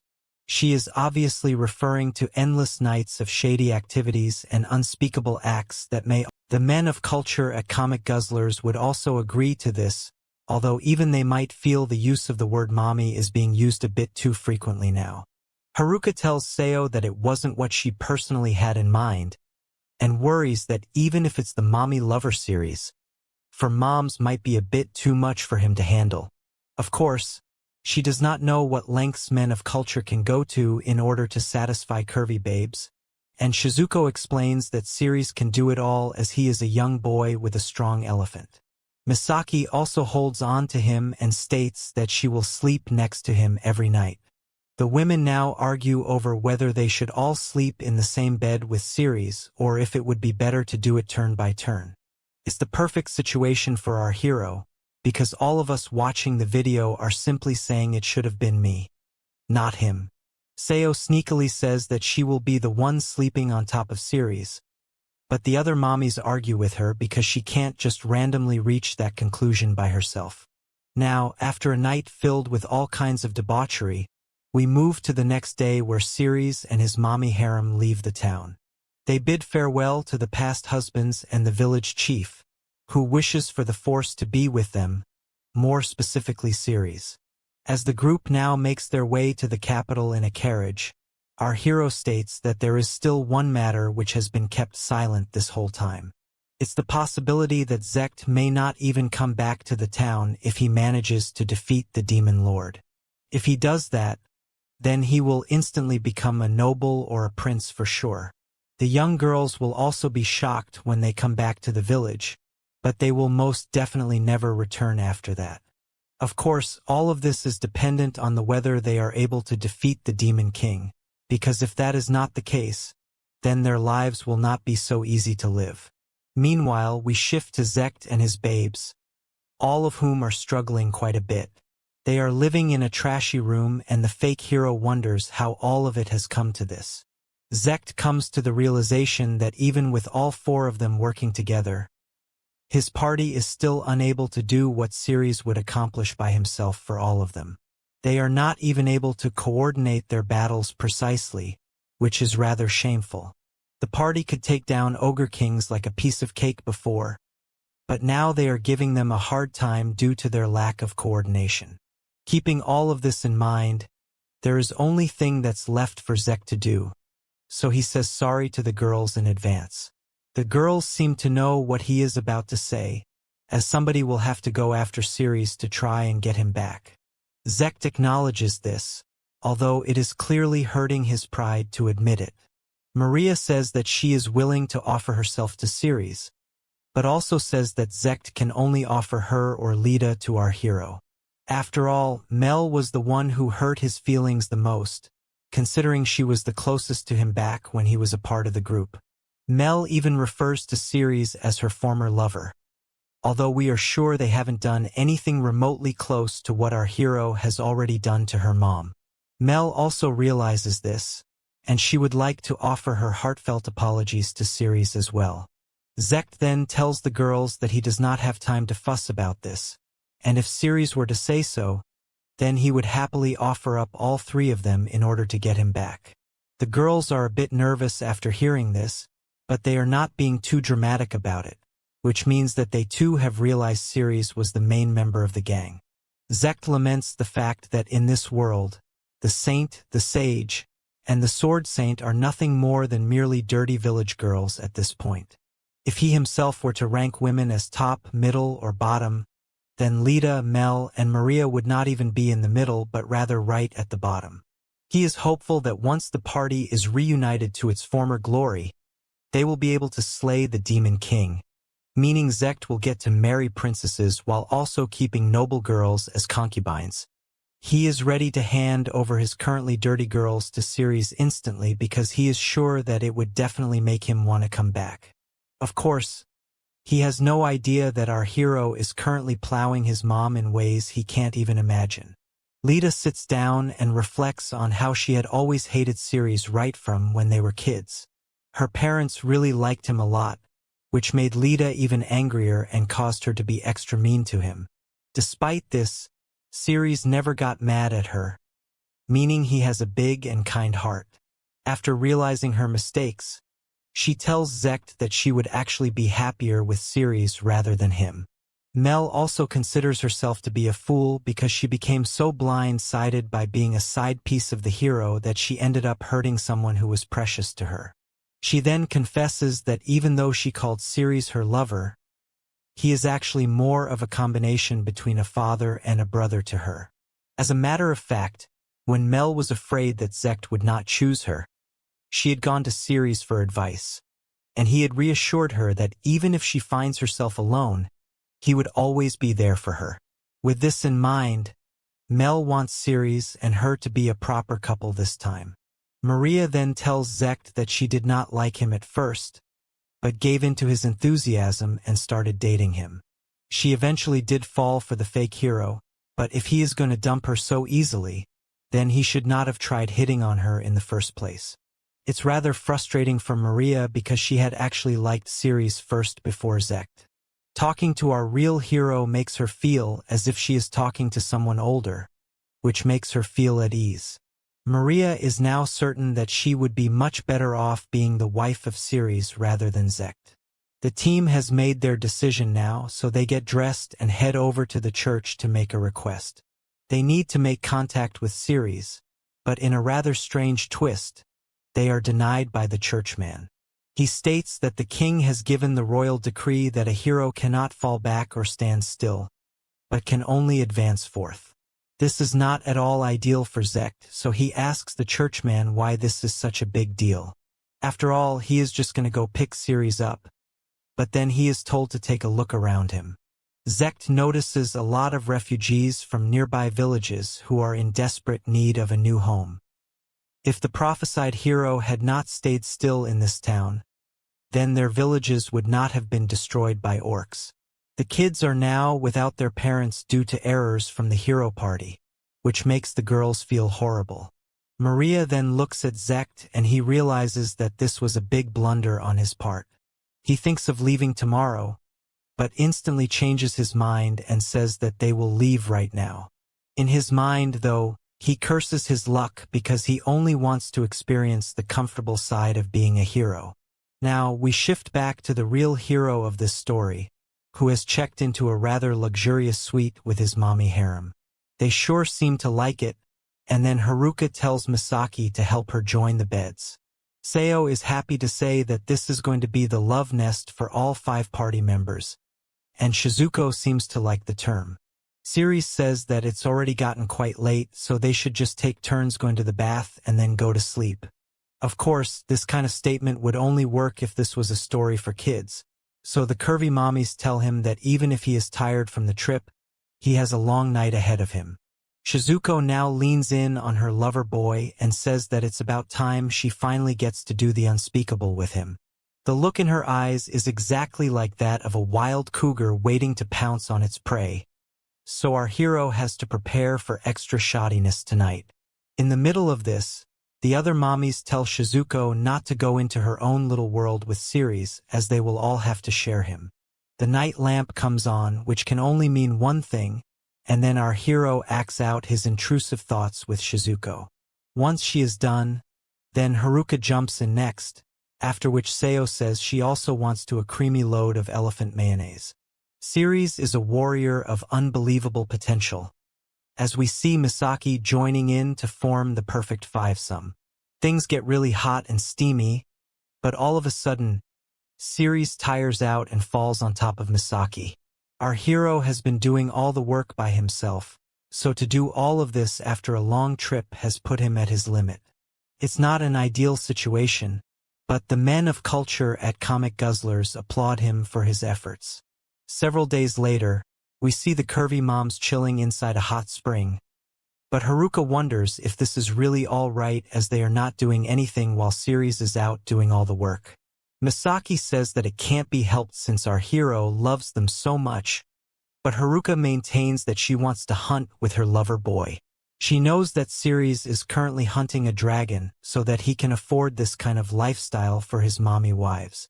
The others say that Ceres would not want any of his loved ones to get hurt, and he'd rather be happy if they all stayed beautiful for him. Haruka gets that, but she still does not like the fact that Ceres will not let them help him. Misaki once again says that they will just polish themselves as women to please their lover boy, as they can't do much else. Seo relaxes and says that they will get a first-class lunch after this, but Haruka scolds the both of them for being so lazy. Later, when Ceres comes back home, Haruka leads the way as she demands for him to let the mommies help him out. To their complete and utter surprise, our hero says yes without even competing against that logic. They do not understand how Ceres has become so accommodating all of a sudden, so he explains that he has saved up enough money through his efforts to buy them the necessary gear to fight. What exactly does our hero have in mind for his mommy harem? And how is Zect going to react after he learns of what Ceres has been doing to all the moms? Like, share, and subscribe if you like wife moms and want me to continue the story. Give this video at least 40k views and I'll make sure to make the next part. Okay then, I'll see you in the next one. Hearing Ceres say this makes Shizuko ask her lover boy exactly how many dragons he has taken down all by himself. He says that he must have at least beaten all the dragons across the border.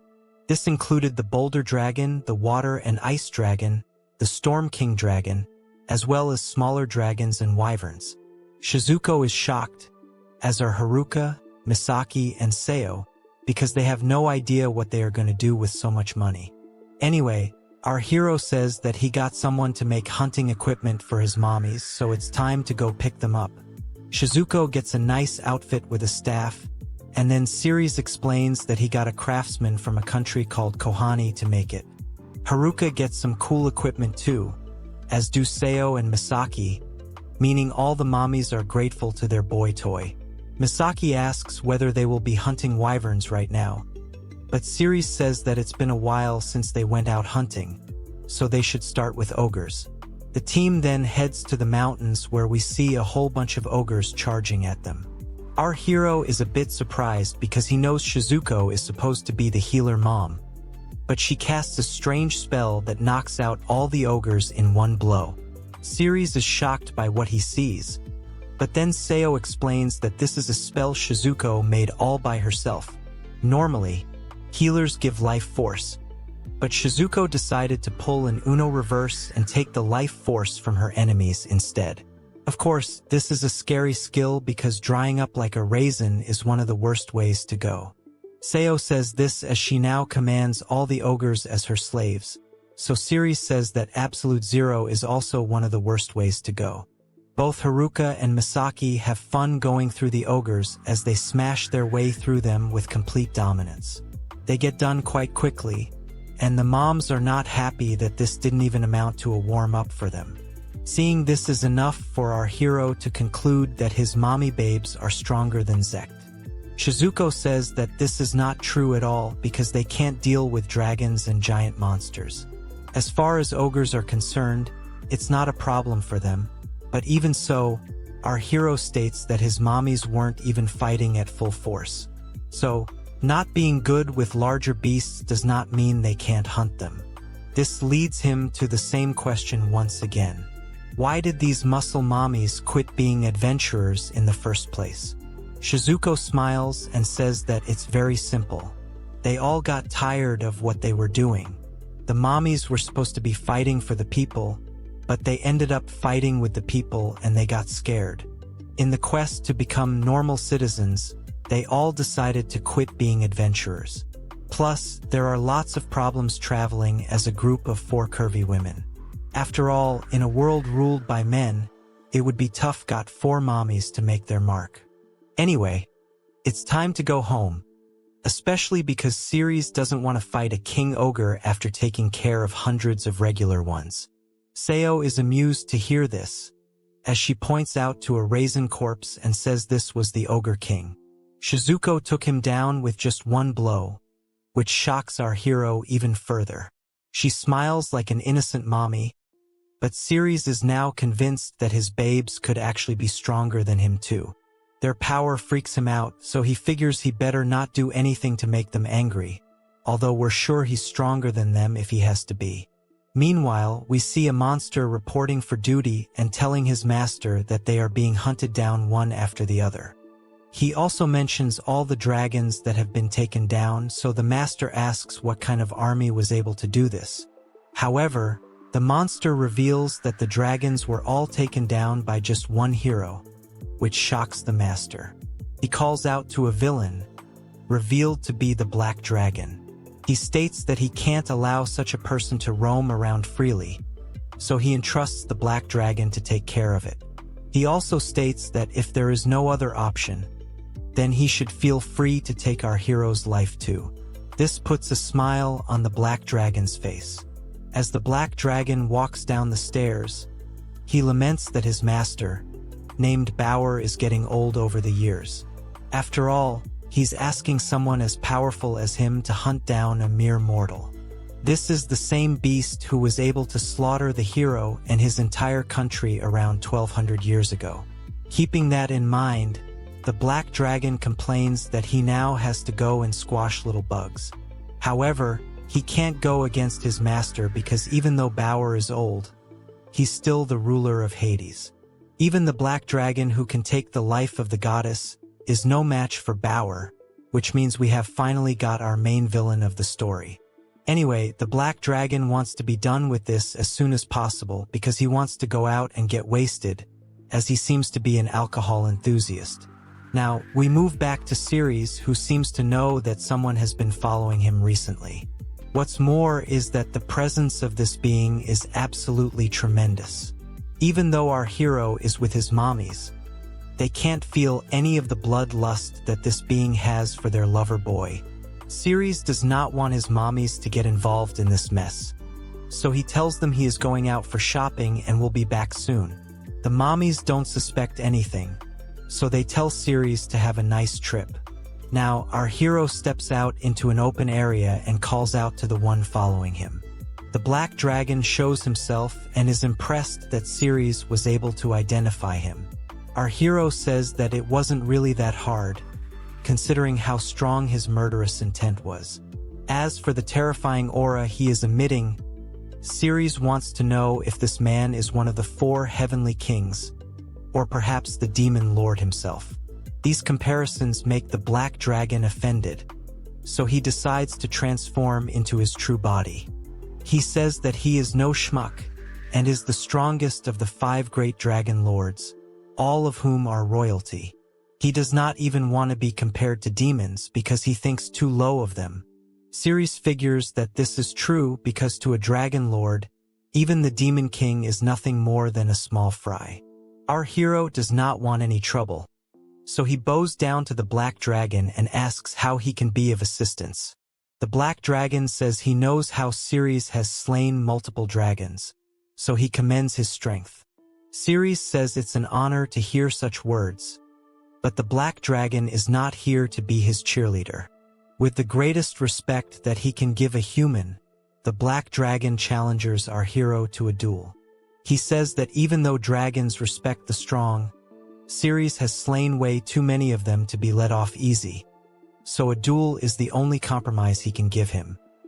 Ceres tells the black dragon that a novice like himself could never match a duel master like him. The black dragon doesn't take too kindly to these words, so he says that they will fight in this forest mountain, where there is a crater at the top. The black dragon wishes to make it fair for Ceres, so he gives himself a handicap. If our hero is able to escape the forest, he will win, even if he doesn't fight or beat the black dragon. Also, he will not turn into a dragon for the fight, so those are the rules. Now, it's time to take Ceres to the battle spot, so the black dragon transforms and carries our hero to the crater. Meanwhile, we see Shizuko and the others talking about their lover boy. They seem to know that Ceres had something on his mind when he made his exit, and they are worried for him. They get that he was trying his best not to make them worry, but they can't leave him alone like this. They realize that Ceres went in the direction of the forest, so they put on all their gear and go out to look for him.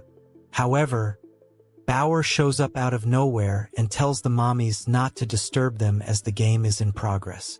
The mommies can sense his aura, but they demand to know if he is the one after their lover boy. Bauer thinks these women are being a bit too confident in front of him, so he turns into his dragon form, which is truly a terrifying sight to behold. He then looks at the mommies and tells them that his business is with Ceres, and he does not believe in pointless killing, so it would be best if they got lost from here. All the mommies get super scared of Bauer in his true form, as they realize they can't do anything to him. Shizuko can only hope for Ceres to be all right, and then we see the black dragon searching for our hero as he launches his attacks. The fire blasts are strong enough to melt rocks, which makes our hero even more concerned. The black dragon then says that he does not want to toy around with our hero any longer, so he better come and fight before he melts every rock in this forest. He then brings out his dragon wings and flies to the top to locate Ceres, but our hero calls him out because he has used his dragon transformation, which is against the rules he had set himself. The black dragon realizes that Ceres is right, so he reverts to human form and says it was his mistake to do that. Our hero takes this chance to make a run for it, because the only way he can make it out is if he escapes the forest.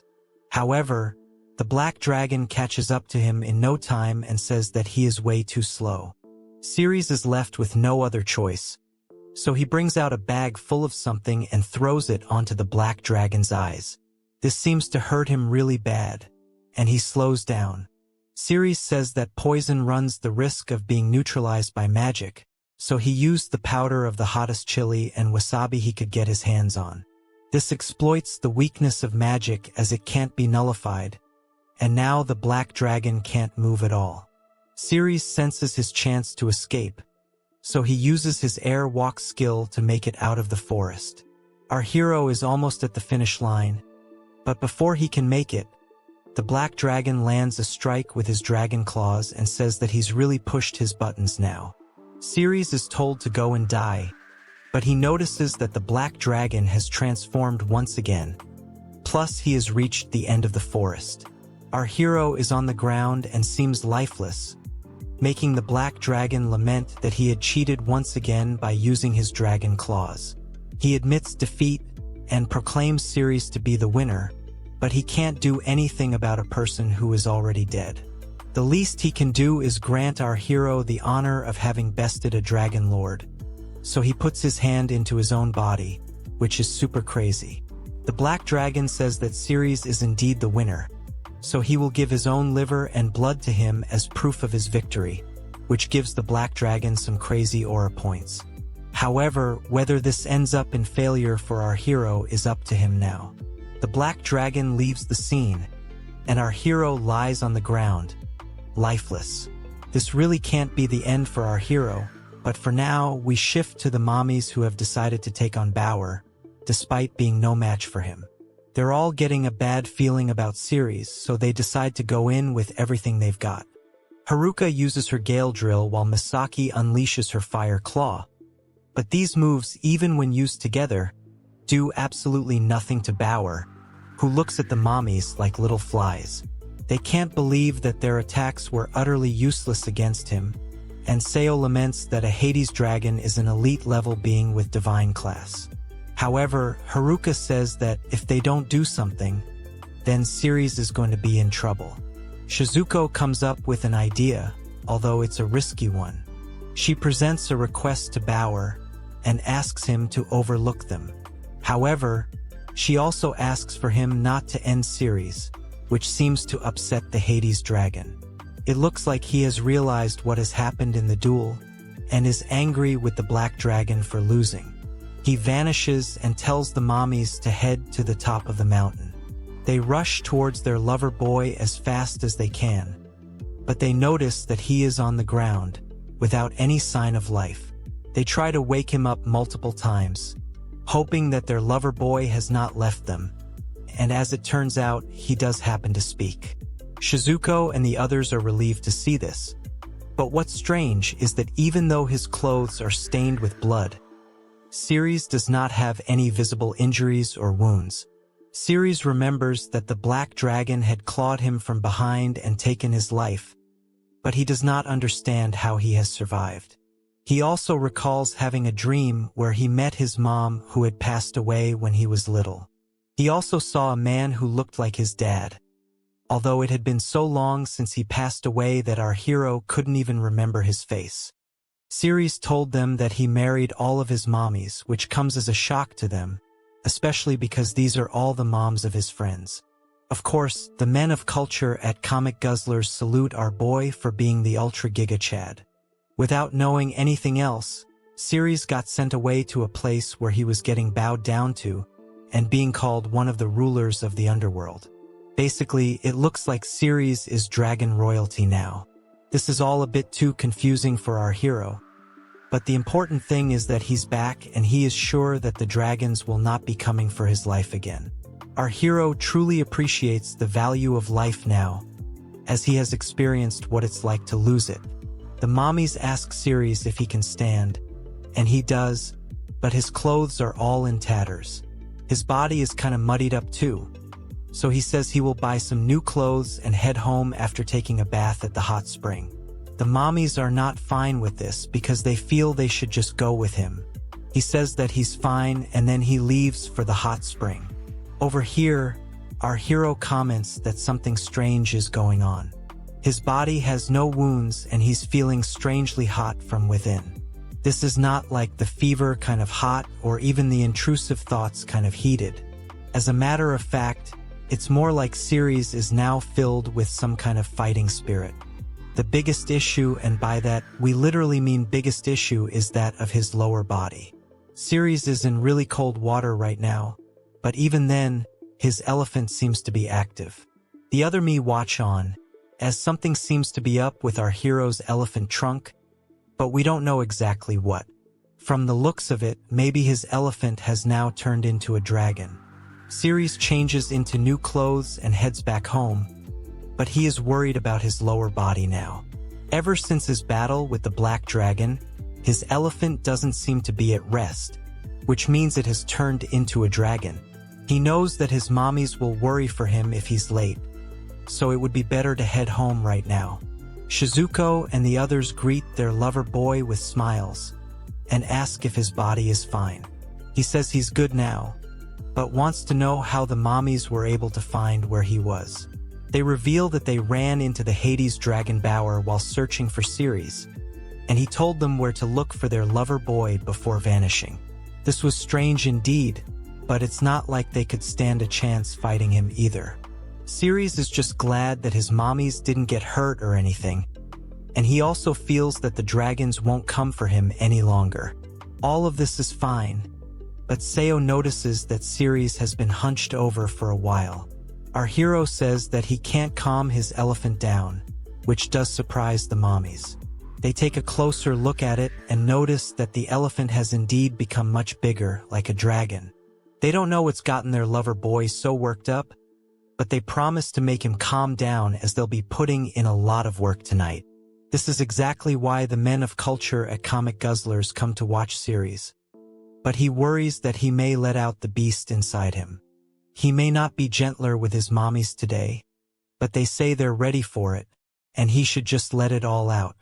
After all, he's always putting himself in the danger zone for them, so the least they can do is take care of them.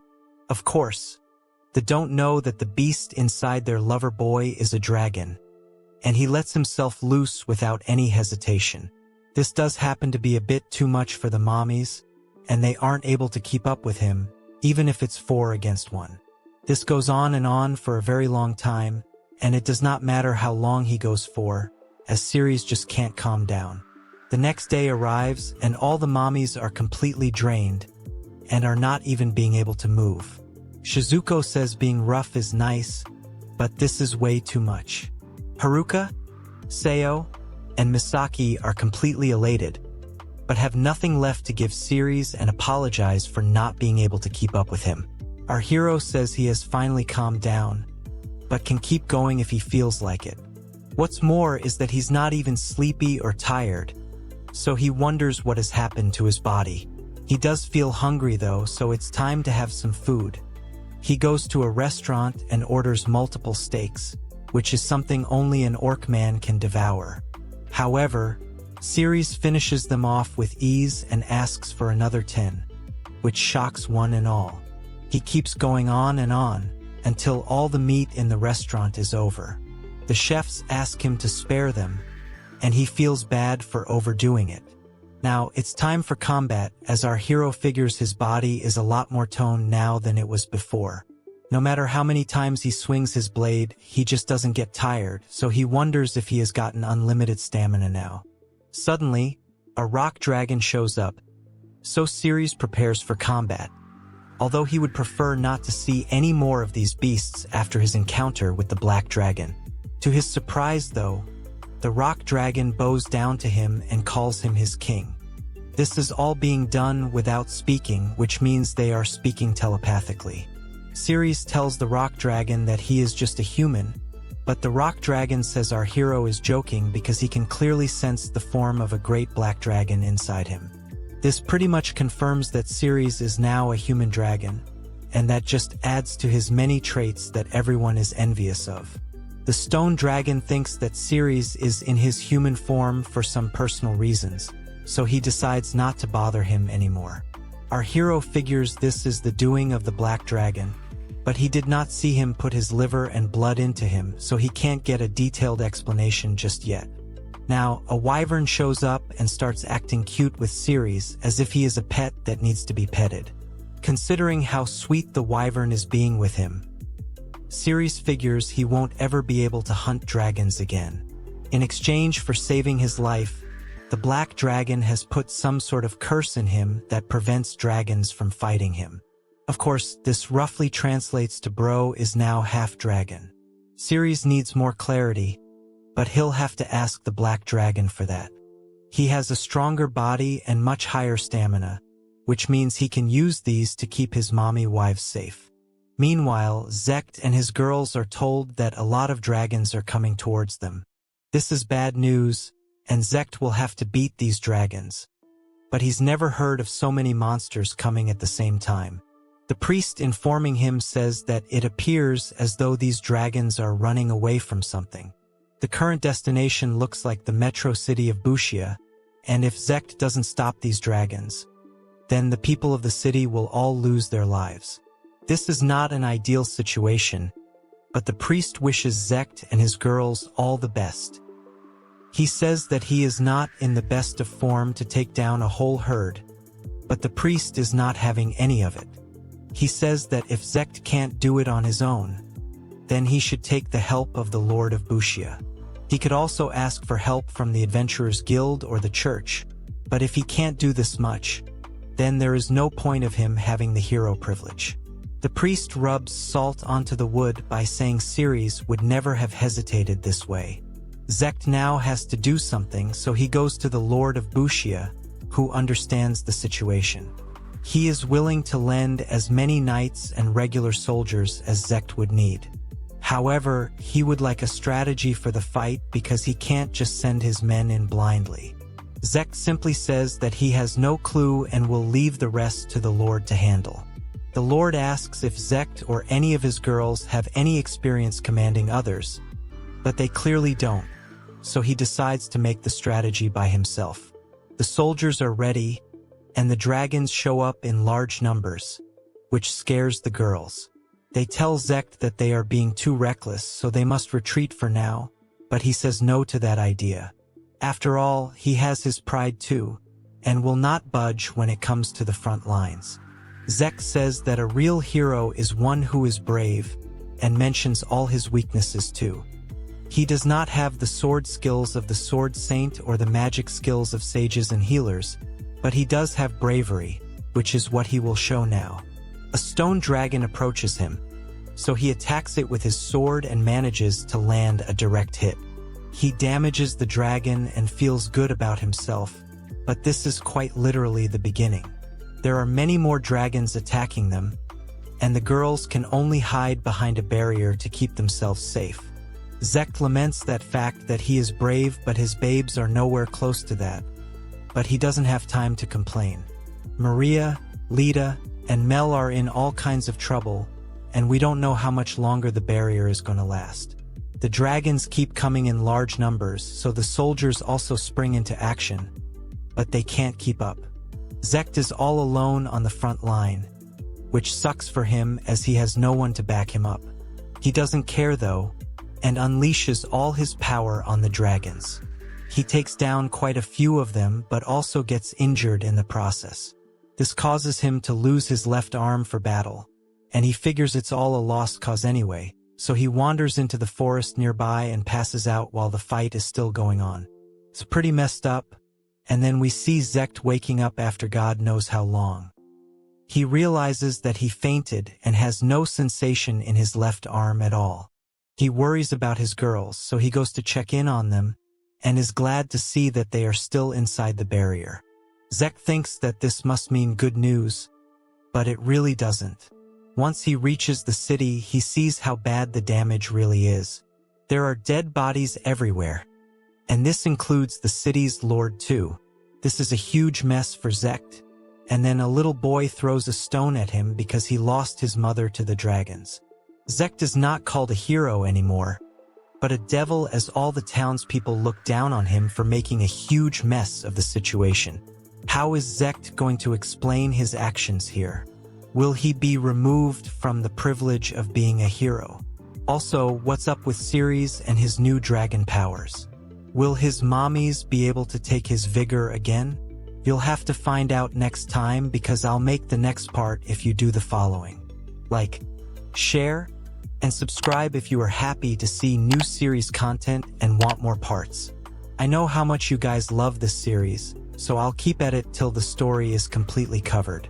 Till then, please keep supporting Comic Guzzlers, because we really need your help to get back on track. Okay then, I'll see you in the next one.